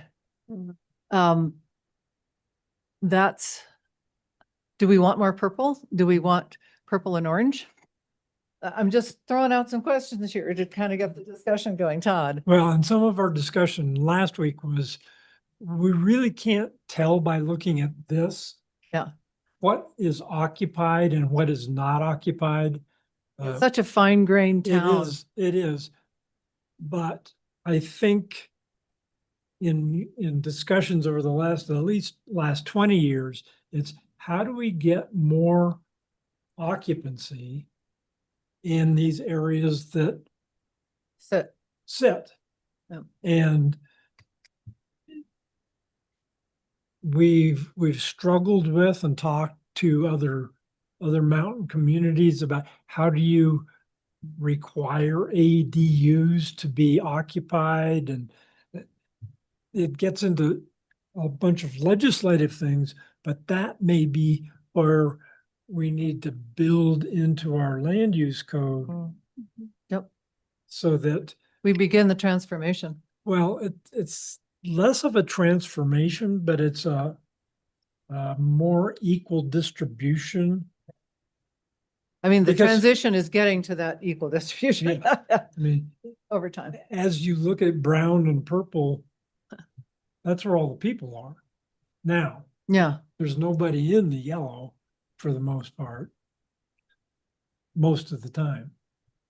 Some long-term residents. One. Well, You need a Peter Sante. Well, in Charles and the East End. Yeah. And you can really see how the sun has affected where people want to live if they're here full time.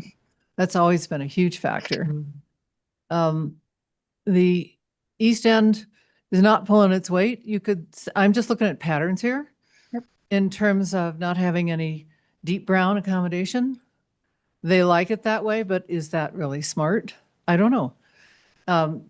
I think looking ahead to analysis, the last question is, I'd say let's look at Boulder and other communities have adopted ADU that have truly been effective. And they have that in their historic districts. How did they get there? Other ski towns, of course. I think the money factor is a huge one. Yeah. A huge one. The outside ownership, people not committed to the community. They don't want anybody else on their property. Well, strangers. No, exactly. And so we need to find a mechanism to make this a more equal distribution, because, you know, if this was based on race, that'd be pretty devastating. I mean, that's the way Phoenix looked. Yeah. And And I'll just mention too that these future land use categories, it does not mean that this needs to be carried forward into the new future land use map. You may find that, you know, I think it's really interesting to see the distribution, like what we're hearing in this discussion, but you don't have to have an accommodations future land use category if you don't feel like that's appropriate, or maybe that category gets renamed or reworked, or is created with some different sort of description within it as to what does that look like. So just keep that in mind as well as we're thinking through this. I think Peter and Sherab had something to say. I was trying to. Sherab, you first? Yeah. So I wanted to introduce the concept that it comes from ecology. It's the idea that in the fringe conditions, it's a really rich environment. So where, you know, the forest meets a grassland, say that that's ecologically the most rich zone. And so applying that to the concept that we're talking about and trying to make more of that rich intersection between these two different or between all these different use types. And one thing that occurs to me is being a little bit more fearless in what we say and like kind of or what we talk about and just like really letting a lot of ideas be fielded. And even if they seem a little bit out there, and often what I think about is the bus parking and the parking lot at Town Park that they have during the winter. And I thought that that was a really out of the box idea and it's been a success. And those people, those residents are the people that we're talking about. And I think about the bus village that used to be up on the hillside. And, you know, these people love Telluride so much that they're willing to live in the darkest, coldest part of Telluride in a van or a bus all winter, you know, using a porta potty. So you know, how can we make that kind of richness and that kind of commitment and that kind of passion for this place more accessible? You know, and these aren't the people with the 2 kids. They're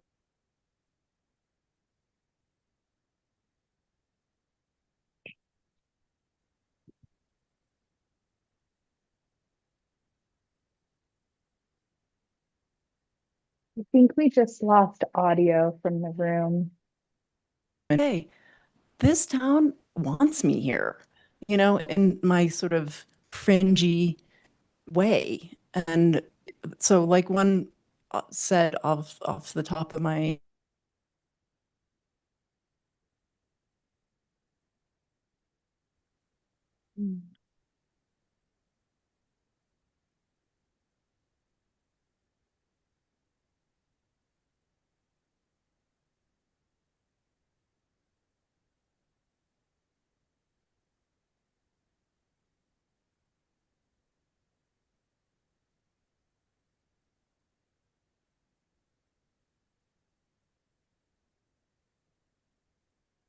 not a mobile home like the typical mobile home, but a movable residence. And I like the tiny homes, for example, over, we don't see that. Yeah. Yeah, bring back the, you know, make a place for the woodsies, like welcome, you know, the, have a town that is not just like, you gotta like have it all together and have all of your papers in order and sign on all the dotted lines and know your taxes for the last 6 years are completely perfect before you can stay here. You know, like how do we make it so like that is the richness. Yeah. It's the intersection of all these things. That is the wetlands of a community. Great. I think before we move off that thought, you just, that could start so many rich conversations, what you just shared, Sherb. And I think one thing that comes to mind as I was hearing you speak is we talk about, we have limited land base and we're constrained in terms of, you know, being built out, not having, you know, space for our, you know, some community facilities, these kinds of things. And as you were speaking, I was also thinking ecologically, like the temporal distribution of activity. And here's what we have, here's our fixed resources.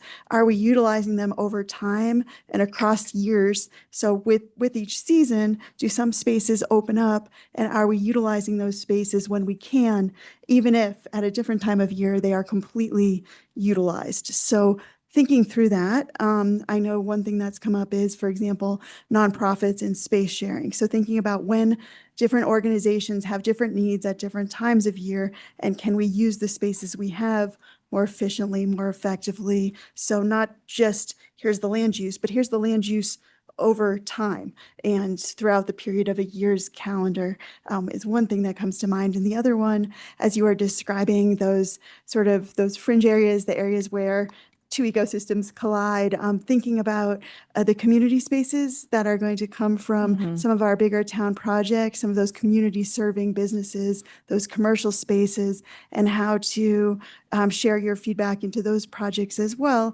to ensure that those spaces bring together, because they will be in new parts of town, bring together our community throughout those seasons. It's another opportunity that that conversation ties into. Anyways, thank you for that. And just to, the food truck is the equivalent of the person living in their mobile living unit. Like that's the beginning of a business and an idea and a passion, and like let's get some new food options in this town. And not everyone can just like jump into a brick and mortar situation, but how can we create maybe in some of these public spaces places where food trucks can go that outside of a festival setting, that maybe there's one in Town Park, maybe they're like there full time, and Town Park is more of a place you go to hang out and have some food, for example.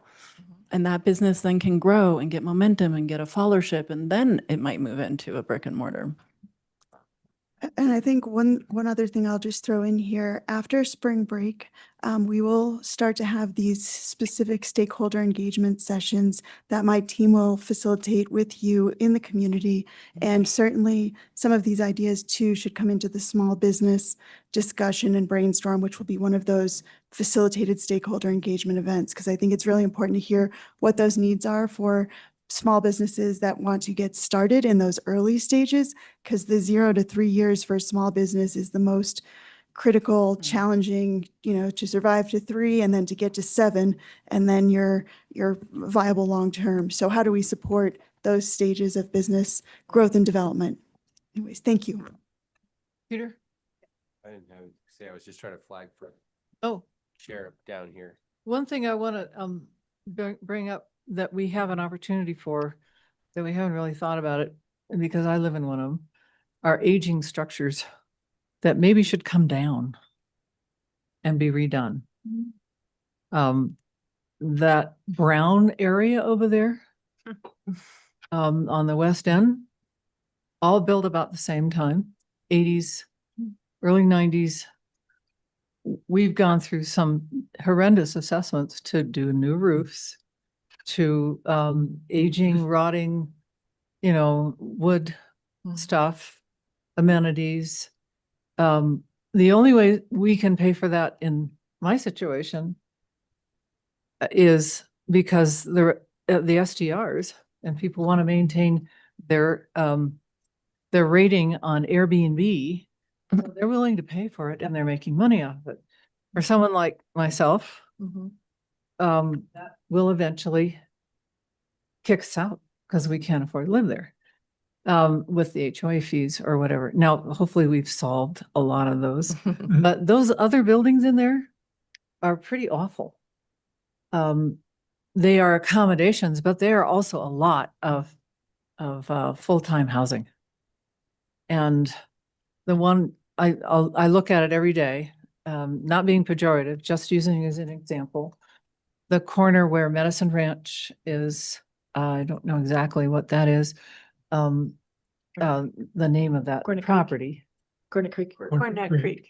Is that Shay what it's knows. called? Okay. Even our building, would that make sense to be purchased, raised, built more resilient, wildfire resilient, maybe with more efficient units, or in other words, reconfigured? So there are several properties like that around town that could be thought of in that way. That if we had some innovation at the housing authority level, buy them, take them down, make them better.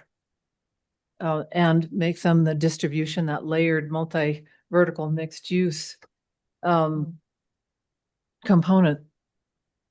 Because a lot of what is aging is the single family historic with a big ass house attached to the back. And then it sits empty. But these accommodations, multi-layers, they're all already multi-story. Maybe we can get some of that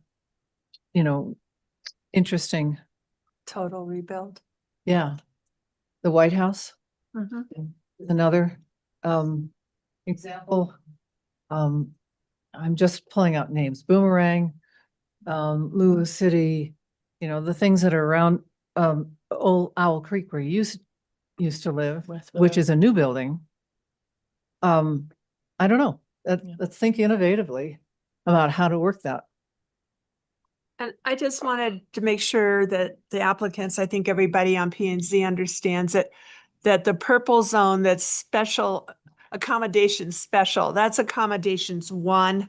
And the reason we have accommodations 1 and accommodations 2 is accommodations 1 is a large number of historic structures that, as Angela has said, they've had a lot of total rehabilitation, some of them 2 or 3 times, and always getting a little bigger, a little glitzier.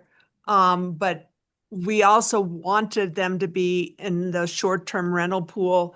Even before we had our current level of short-term rental restrictions, we wanted those to be lodgings or small restaurants or things like that we did not want on the other side of Colorado Avenue. So it's but we also did not want it to turn into the larger stuff that's in the dark purple. So on this map we've moved to. So it's really important that we have accommodations 1 and accommodations 2 because they might have the same economic goals, but they have very different mass and scale and rehabilitation goals.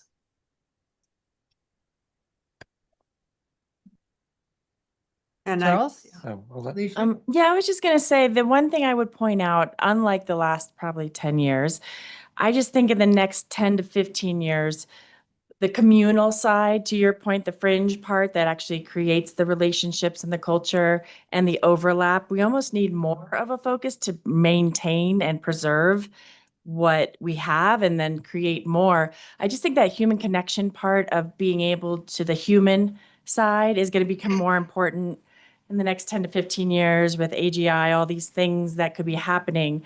I just feel like that is the blood of our town, is the We need people. more blue? Maybe, or integrate it. Maybe blue is all around, but I just think that part is going, I think instead of cramming as many people as you can into one spot, really being just very thoughtful about where you live and where you meet your neighbors and come together. And one thing that's working against us is property taxes. And that's a state level thing. It's nothing that the town can do, but it might need to be a priority for the town and the county to lobby for some more categories. If you long-term rent your house 12 months out of the year, maybe you don't get zoned like the empty recently built $7 million construction cost, not land cost house right next door. I can't get anybody to walk into my 2 long-term free market rental units that I rent at about Shandoka prices. I can't get them to walk in and look and see that the level of interior finish is radically different than the level of the interior finish of the houses around me that are just getting built.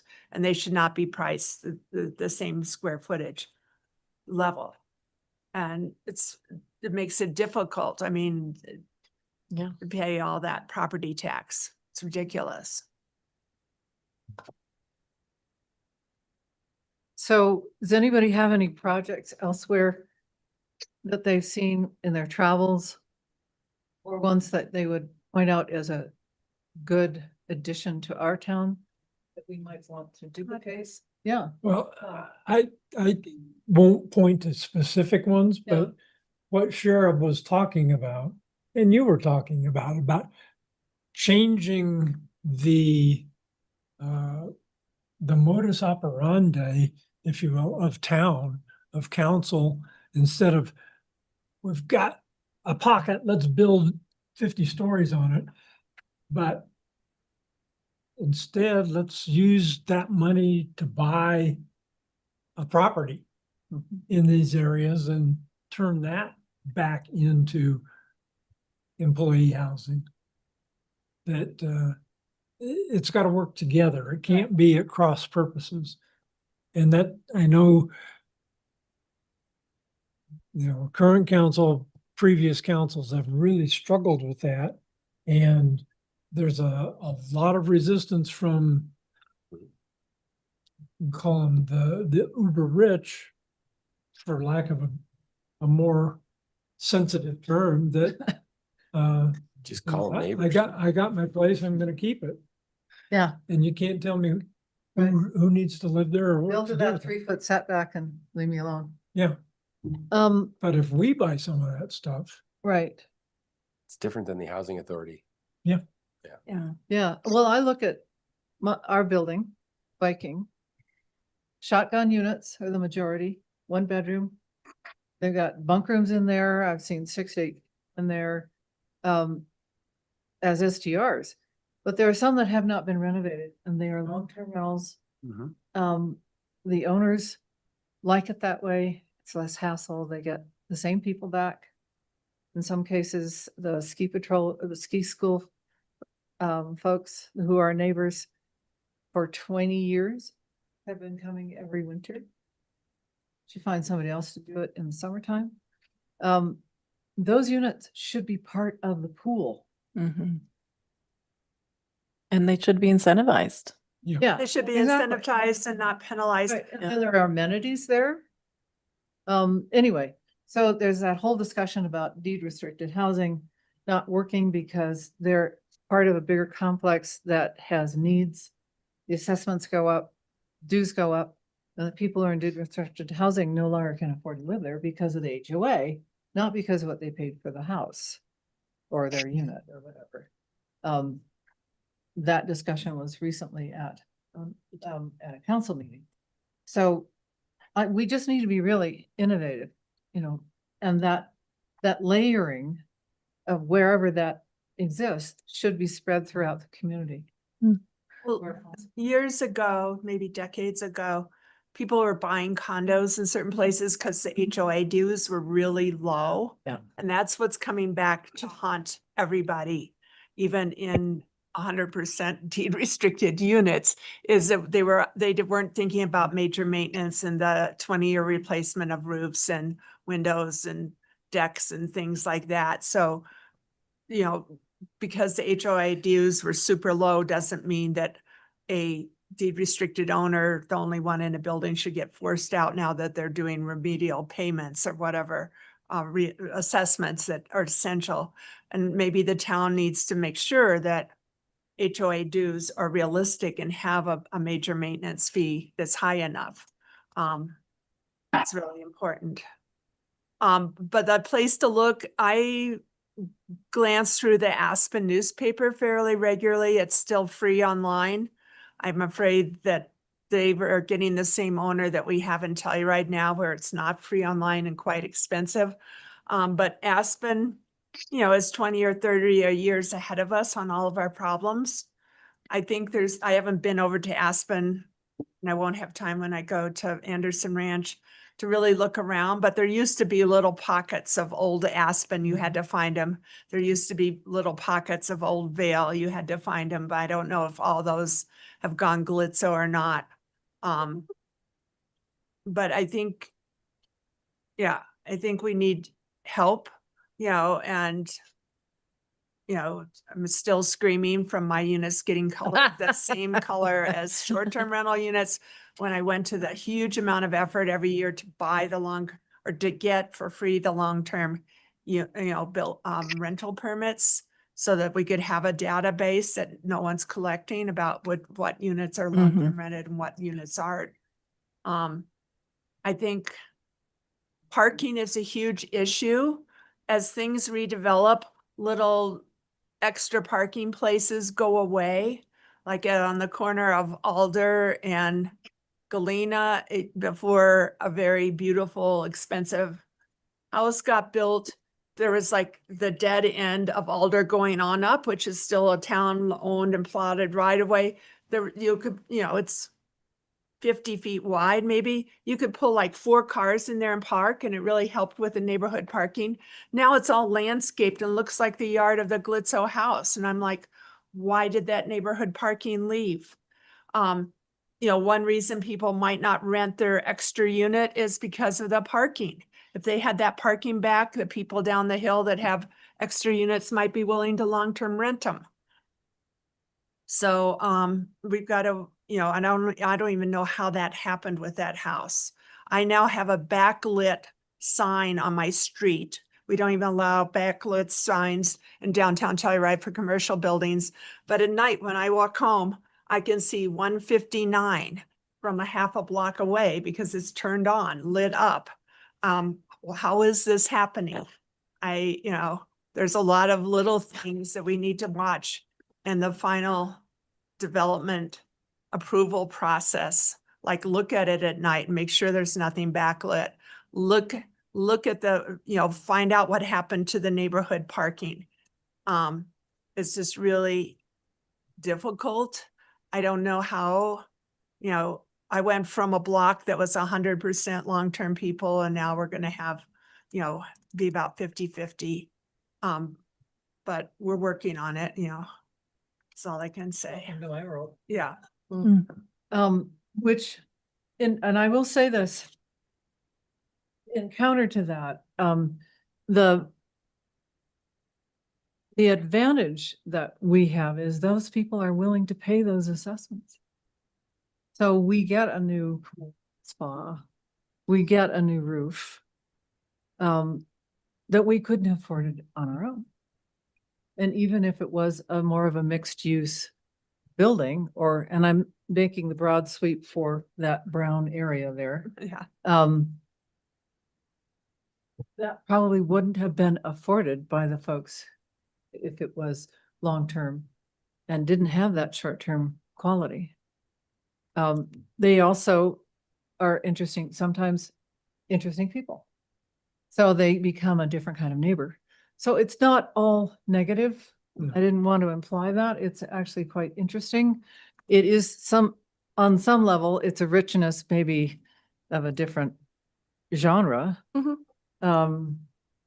But it does add diversity. Let's put it that way. You sometimes get more children than you would otherwise, for better or worse, running the corridors.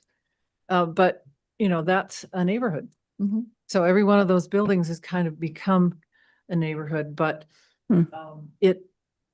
there are some really significant needs.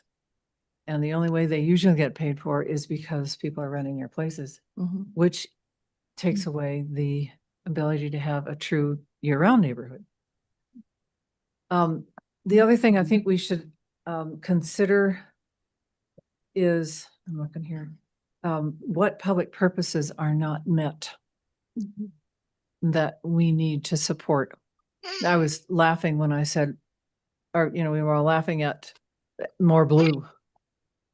Well, the fact that the town built Voodoo and put in and kept the commercial space, the same with, I think it's Spruce House had commercial, has made a huge difference. The coffee cowboy, cowgirl, I call them cowgirls, and these days, the food truck expanded to a bigger space. That place is packed. It is a living room basically for the community, and that was done because the town said we will have commercial. It's dedicated. That kind of distribution within, obviously proximity to the parking, to the post office, and then it's actually helping the east end of Main Street, between the bookstore, that triangle of interesting space that's finally come together. When we first moved here, that was dead zone. Nobody went past Willow, if they even made it to Willow. So looking at those ways in which to hopefully keep that kind of diversity, that's that's a little bit of social engineering. But at this level of fine grain, we have to think that way. Yeah. On the other hand, those upstairs commercial spaces on the east end and south end of Main Street are virtually empty, uninhabitable. From what I've heard from an office space. What building? Not the bank building, the ones between. the old bookstore, and hub and. Oh, well, Gallery that's his space. Yeah. choice. It's Yeah, the owner's that- choice. That's an Okay. opportunity. That's demolition by neglect going on right there. Mhm. And we have a provision for that. Anyway, those spaces are underutilized. Let's put it that way. They're in various different conditions. That's the worst one, but there are some others. That could be housing, could be that small scale office. But again, there's that fine grain look at things within these zones is something we need to work on, I think. Leisha. I was also gonna say just the loss of just commercial business space, small business space that we've lost on Main Street after the flip of residential and commercial space changed. And obviously those commercial property owners then get to dictate what happens below them. And it shouldn't be open past 8 p.m. And hopefully it's a gallery or a real estate office. And it just kind of really kills that communal vibe that we have. And to be able to intentionally create space that is incentivizing locals to be able to live and work, since we can't park anywhere, in the future. But make it easy so that people can actually have that feeling of walking to work and having it be affordable and having it be a small office. It doesn't have to be a huge retail space. But then also to the cowboy girl point, is making sure that it's something that's useful for the town. It doesn't have to be another high-end gallery or another big real estate office that locals don't use. And so it really kills the vibrancy. So really being specific as to the intentionality of what we would like to see that affords us to have those communal spaces that are packed and There was an used. extensive, as I understand, there's an extensive interview process to try to encourage the right mix. And that was a big step for them too, to be able to have that space. But I think those kinds of fine grain, looking at these patterns, trying to get more of the mix going. Well, I think part of the problem with the commercial units, and I'm hoping it's not the general store cowboy place, is you get a good lease for your first 2 years. You're just getting your legs under you and your landlord, and hopefully Yes. the town will not do this, then jumps the rent significantly. And that's why certain restaurant spaces change about every 2 to 4 years, is because the landlord chooses to go super greedy. And I don't know how we prevent that. We can't. Subsidize? But I would like to point out, on this outdated map, the blue square that's across from Baked and Telluride in the Village Market is now the Silver Jack building with employee housing and the AHA School for the Arts. So it was a parking lot with the old San Miguel Power building where things were just stored. So but we have a parking lot underground that works if everybody would not go in with too big of vehicles. But anyway, so that works. The transfer warehouse, which is pink on there, is now blue. I don't know how it's going to go forward, but I don't think it's going to go back to being pink or red. And it might just be there as a semi-functional ruin for another 10 years until we have the money, because it's quite expensive to deal with it. The Nugget building is not shown as public purpose. I think the new engineering on that is almost complete, so they should be, hammering nails or welding or whatever. Their next stage, I think it's pouring concrete actually, within a couple of months. So it will get done and it will be blue. It's gonna have great programming.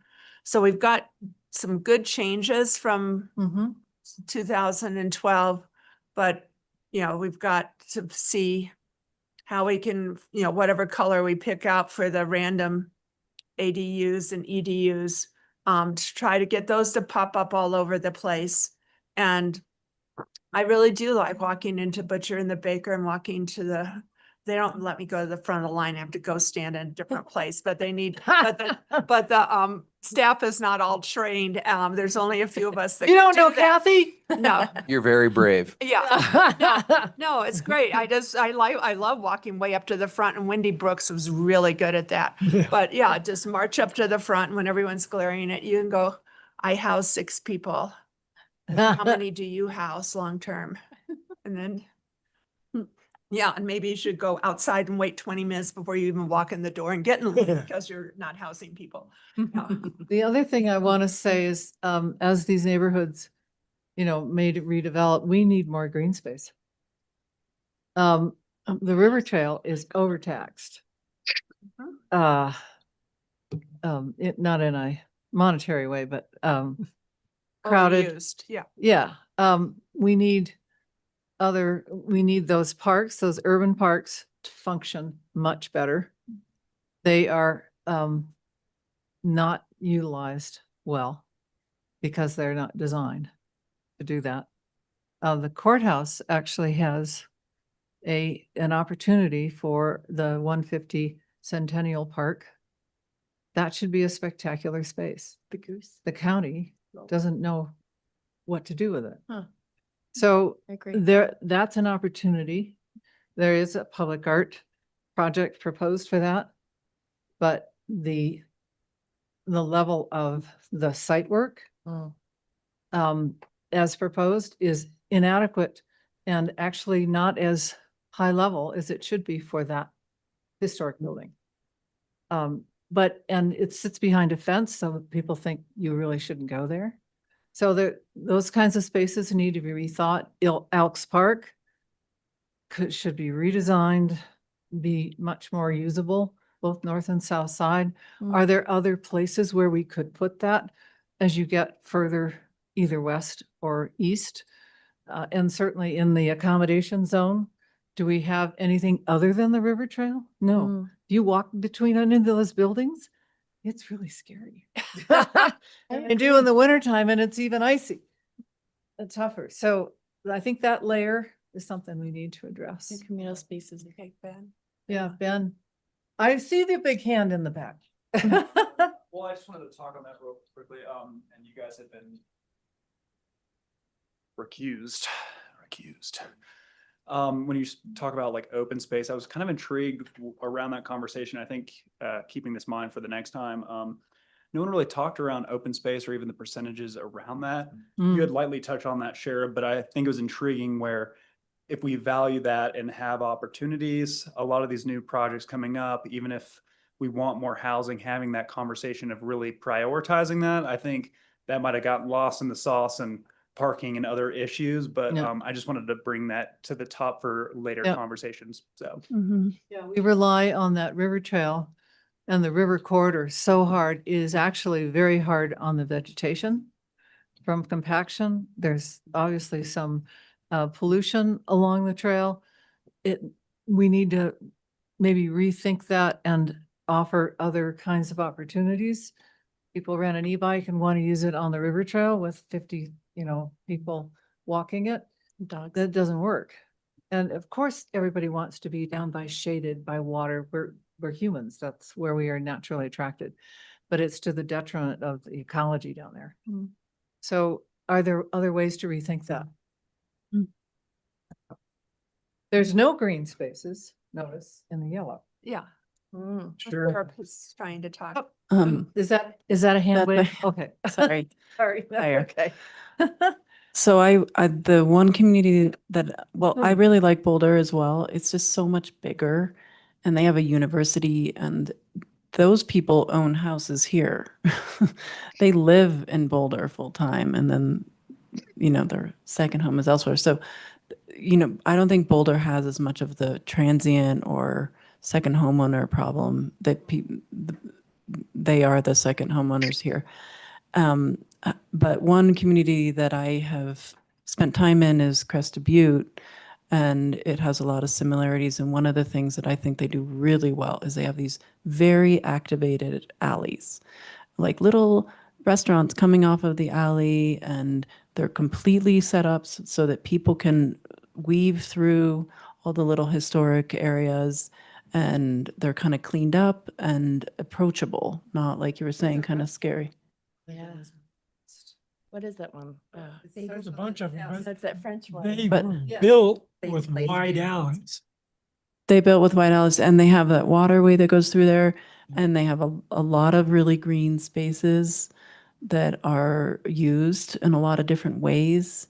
And then they have the great race, the great cross country Nordic race, the Alley Loop, where they really bring the festivals, like a winter festival, into the town. And the ski joining, although it was a very hard year to pull that off, I thought was definitely in the spirit of let's try something new.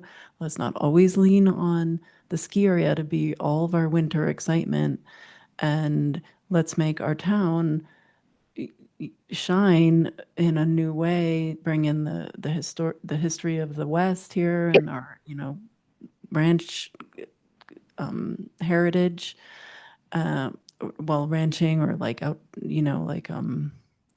kind of livestock. I'm thinking of the mule trains and that type of thing from mining. Best part of that was wandering through the corrals. Yeah. Yeah, the people watching was great. I thought that was a good idea, at least, and it really was pulled off and under tough conditions. And short time frame. Yeah. Yeah. What was the other thing I wanted to say? I think that was it. I was just going to say, to your point, I think that's so great about the open space. I mean, it's so literal. It's just open. It's not really activating communication or togetherness or bringing people together. Sometimes there's barely a bench. So I just think that the investment to put our money as a town behind the things that we hold so valuable, and we don't really, it's almost like an afterthought. And I think that's a missed opportunity. I think that's a great point. I think a brilliant stroke was made to close those streets. But the spaces that they have created are underutilized, underdesigned. The purposes have changed, and they have not changed with them. We should probably re-examine town policies about right-of-ways and open space. For example, Spruce and Willow are much wider than their paved streets in the 300 blocks. And all the extra land is, sometimes it makes an extreme change in grade more on Willow than on Spruce. But that kind of has gone to the nearby residents to care for, because the town didn't want the expense or cost of it. And instead, people just park on it on dirt. And it's gone from native plants to just mud and dirt. But it's a narrow open space. It could be a little trail because there's no sidewalks. There's a lot that we could do, and there's a ton of those spaces. If you go across town, if we had a cute little pedestrian bridge, it would probably cost $5 million, whatever, across Cornet Creek on Galena, that would be almost like a little open space, and you could have benches nearby. That 2x12 works just fine. Fine, yeah. Well, it used to for me. It doesn't anymore. But we do kind of have little hidden open spaces that we need to recognize and maintain and make sure. And it used to be a problem on the River Trail, maybe more than today, where the people on Depot Avenue would just merge right down to the river with all their private stuff, and we had to push them back. But I think it's a level of surveying all that, which is probably not these guys' job, but surveying all that, setting better standards and enforcement, and making it into bigger, better open spaces as you go along the river. There's, I think there's a lot of opportunity. There's the hillside trails that are now in the private open space for, this map is so dated because we did the kind of the build out on the hillside part of Telluride east of Alder, and it worked. It was a little different than design, but it really worked compared to some of the other ideas. But there's land up there that we could color as open space and make better trails. And there's trails that are public right-of-way trails that aren't even shown on our trail maps. It's really bad. And a lot of people like to walk to the cemetery. It's a really great green space. It's a neighborhood park for many. Dog park. Dog park Should not be a dog park. No, but it Get in. Yeah, it's a destination for, those of us in the West End to be able to walk a good distance and back. But you're right, those trails are treacherous. A lot of people won't use them, but they could be, because they're a traverse. Right. So that could be maybe our north end, river trail and with great views. Just take off at the top of 300 East Gregory and go along on the, there and come down to the cemetery like. Yeah. There's that big wedge that we've always contemplated. Well, there's the bus barn place is all in the county. But that's what the town should do is buy that and put the buses back. There's pretty sophisticated buses out there these days. No, well, I think we'd do the hippie little bus, we wouldn't have big buses. You would have a communal bathroom and kitchen facility and then a bunch of low living units. Parking is going to be more and more of a problem, and I think we need to make it more biker friendly. And I know Ben was mentioning like, well, the speed limit is under 15 and maybe we don't need lanes. We do, because people don't go 15 miles per hour. And when you're a little bike with a 8-year-old who's picking his nose while he's riding his bike and someone goes by at 20, it's terrifying. And it makes you, and maybe there's a little ice, you know, where, you know, like that's something Boulder does everywhere. There's just bike lane after bike lane, layers of bike lanes, different types, you know, underpasses, good bridges. Like I agree that the river trail's overused, but it's also the only place that you can be safe on them, you know, if you're, You're right. yeah, I think it's overused because there's not a lot of in between. Everything else is cars parked on both sides and people speeding. Yeah. You know, there's not a lot of raised There's a study, crosswalks. traffic safety plan that's bringing forward several suggestions. And they should be coming to us, I hope, with a presentation. That would be, I think, really good with their solutions, because I think we should vet some of those here. Yeah. Before, I've just gone to council, but I haven't seen it come to us. And he's coming up with some Alta Planning, who does a lot of trail planning nationwide, has seen urban solutions, some of which I have worked on as well, that can be, you know, applied gently and gingerly around to try to solve some traffic issues. There's nothing to stop people from just putting in coast and ending up at 30 miles an hour by the time they get to the school. Yeah. So it's that kind of thing that they're looking at in all the streets, and including the spur. Yeah, and we need to make our bike trail out to Lawson Hill rideable. Yeah. Because Supposedly in the works this year. they're working on it.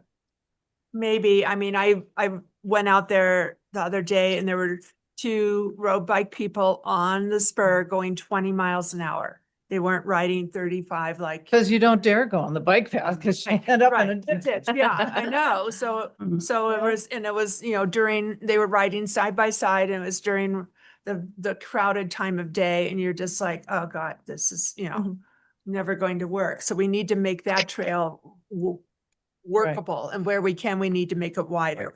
If we can't make it wider along the river, that's fine, but there's other places on the hillside where we could spend some real money and make it safer and wider and rideable by. Yeah, that's another facility that was perfect when it was built.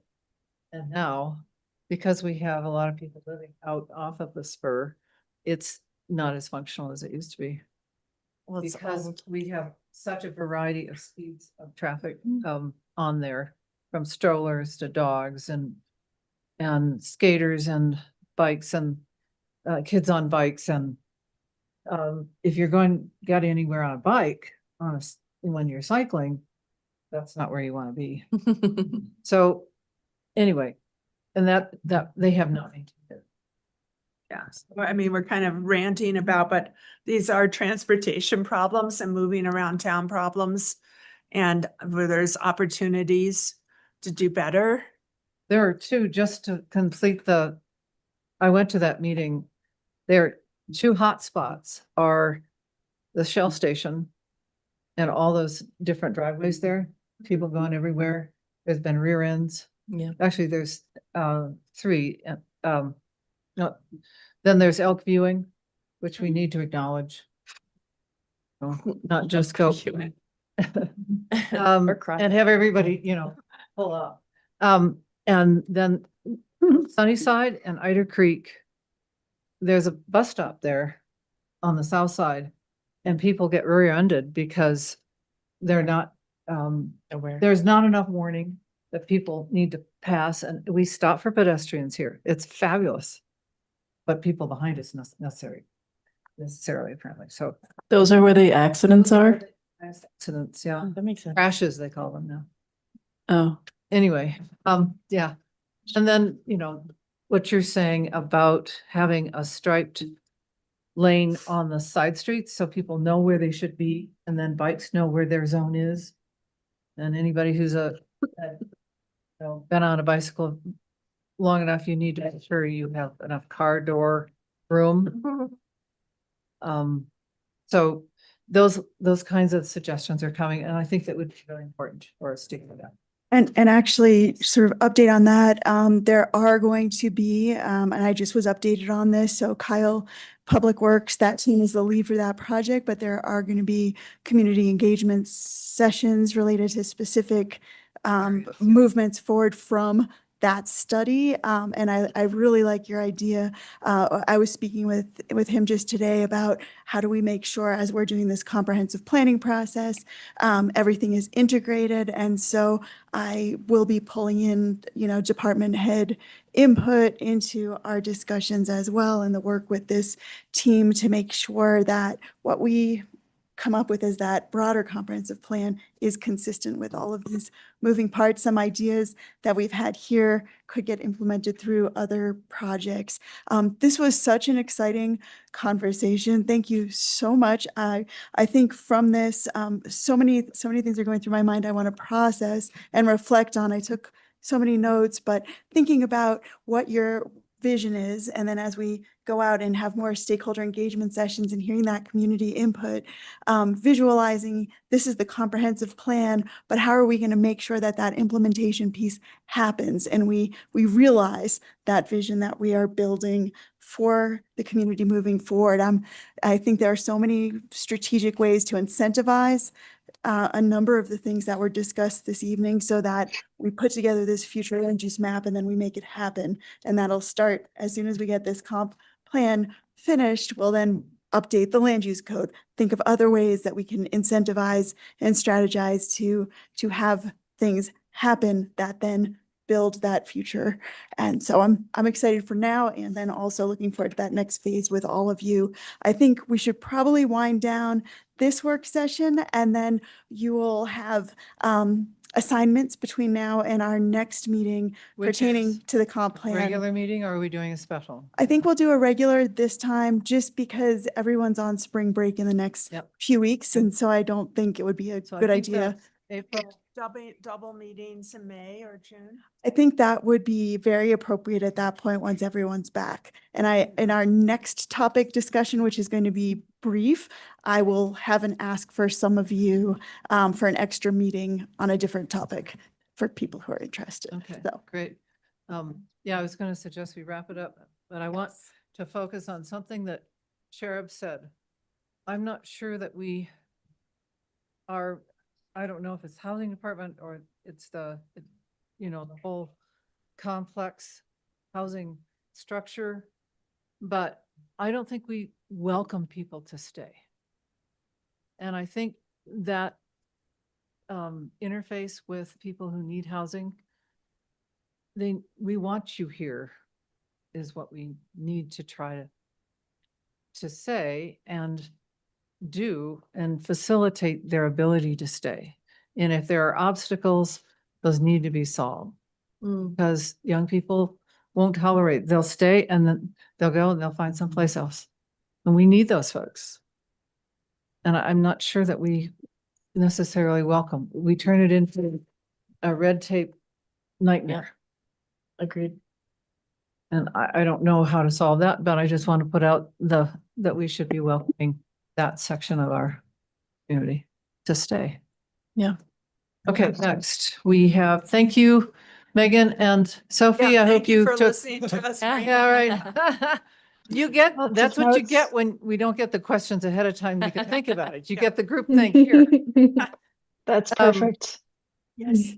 Number 3 on our agenda today is an update, I assume, on the wildfire resiliency code and any land use code changes or updates. Sure. So this is I'm going to keep this brief. What we're talking about on the Hark side is having a small task force, I'll use that word, but a small group that's going to meet a little bit like more often to help with this piece just in the next few months. And I wondered if perhaps that's a way we could do this with P&Z as well, which is if there are a couple of people who might be interested in engaging between meetings on the Colorado Wildfire Resiliency Code and that integration into the land use code so that staff, as we're building things out, have a small group we can bounce things off of and move things forward quickly.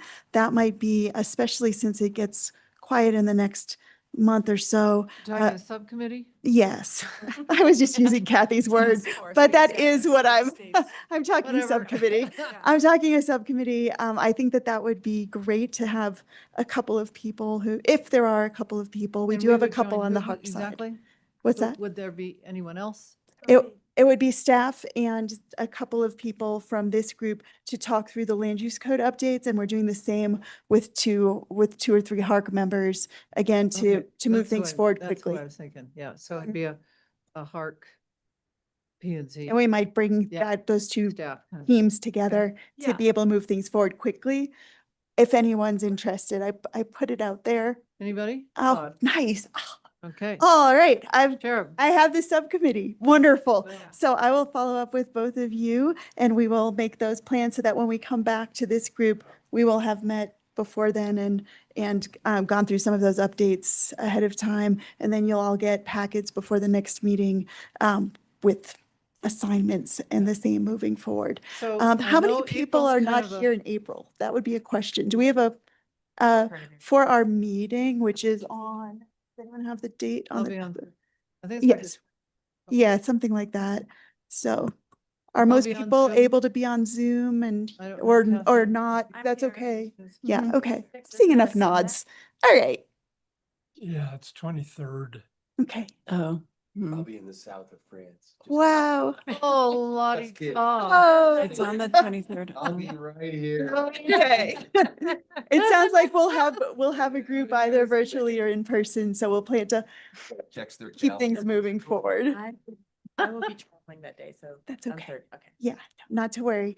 Thank you all so much. Oh, actually, Ben, did you want to share now, or do you want to wait till that next meeting to share the visualization you've been building out? I mean, I could really just hand it to him and say. Okay, Next this is their homework assignment. Great. So I can Good, just, you warned us. I can just give it a little preface, which is you all were asking for a visualization of the different zones for the Colorado Wildfire Resiliency Plan, and Ben left that meeting and got very creative. He with design and designed that visualization tool. And yep. I didn't realize that. Needs to get one. The second rough draft. The ignition zone, that cheat sheet. We heard a little bit more about that today. Yeah. So, oh, thank you. So let's plan to have you all take a look at that and give feedback to Ben so that he can then turn this into something that's a tool for within this group, but then also ultimately within the community as a resource to explain how we how might- this piece works. I'm wondering if we might all take a block and see how this applies. Oh, interesting. That's very interesting. And That's a great assignment. the guy from the Western Wildfire Council, what was his name? Tim. Yeah, Tim. He implied that while they're still sorting it out at the state level, how retroactive this is. not, you know, the trigger points of 50% or 500 square feet. But this, I expect that this will become retroactive, maybe to everything. Wow. Kind of from what he said and from what's going on. It's not in the So be code prepared. currently, You- but If it's not top Mhm. down, we might want to do it. We might, yeah, On some so level. don't think, oh, just because that, yeah. sure. We need to really seriously we will- think about that this is going to apply to every structure in our community, whether it's 150 years old or whether it's 10 minutes old. So right now, actually, I won't do it now because it's quite late. We've been here a long time, but I can give you clarity on those aspects of at least the code as it stands now, what it applies to, what it doesn't. We have within staff and then HARC, we're building out a historic structures exemption. And so I can loop you in on that process at our next meeting as well, so that you feel fully tuned in. He was implying that some of this might be under litigation right now at the state level, and so we don't know what the. So that's understood. ultimate, Yeah. their interpretation will be. And the last thing, Curious about taking a block maybe in your That neighborhood, would be fun. like Peter and Sheriff, wherever you live, Yeah. Charles.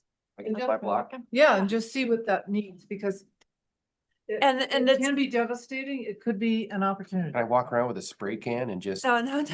It doesn't. No, but also it's different, Take a picture it's of your different, block. different types of trees. This goes. To, you know, Yeah. junipers are the worst, conifers are bad. Aspens are like having a water well, according to this guy, Tim. So, so I mean, yeah, if you water it. So it's very much different kinds of trees and it's what kind of trees we're allowing. We should not, even if someone has an approved landscape plan, we should not have them finish it with junipers and conifers. That's like being really mean and stupid. so I think right now, you know? what we'll do is we will send you out some additional assignments. I think this is a terrific assignment between now and the next meeting. We will reconvene the smaller group and then come back to this group at our next meeting for further discussion on land use code updates related to the Colorado Wildfire Resiliency Code. I look forward to that conversation. I'm going to reach out to them and see what their schedules look Okay, like. so if you let us know Yes, and tell us when our homework is due great. for them to look. Okay. Perfect. Okay. That sounds great. Thank you all so much. Angela, I'll toss it back to you to close the meeting officially. Staff discussion is done. We're done. There you go. Adjourn with. Consent.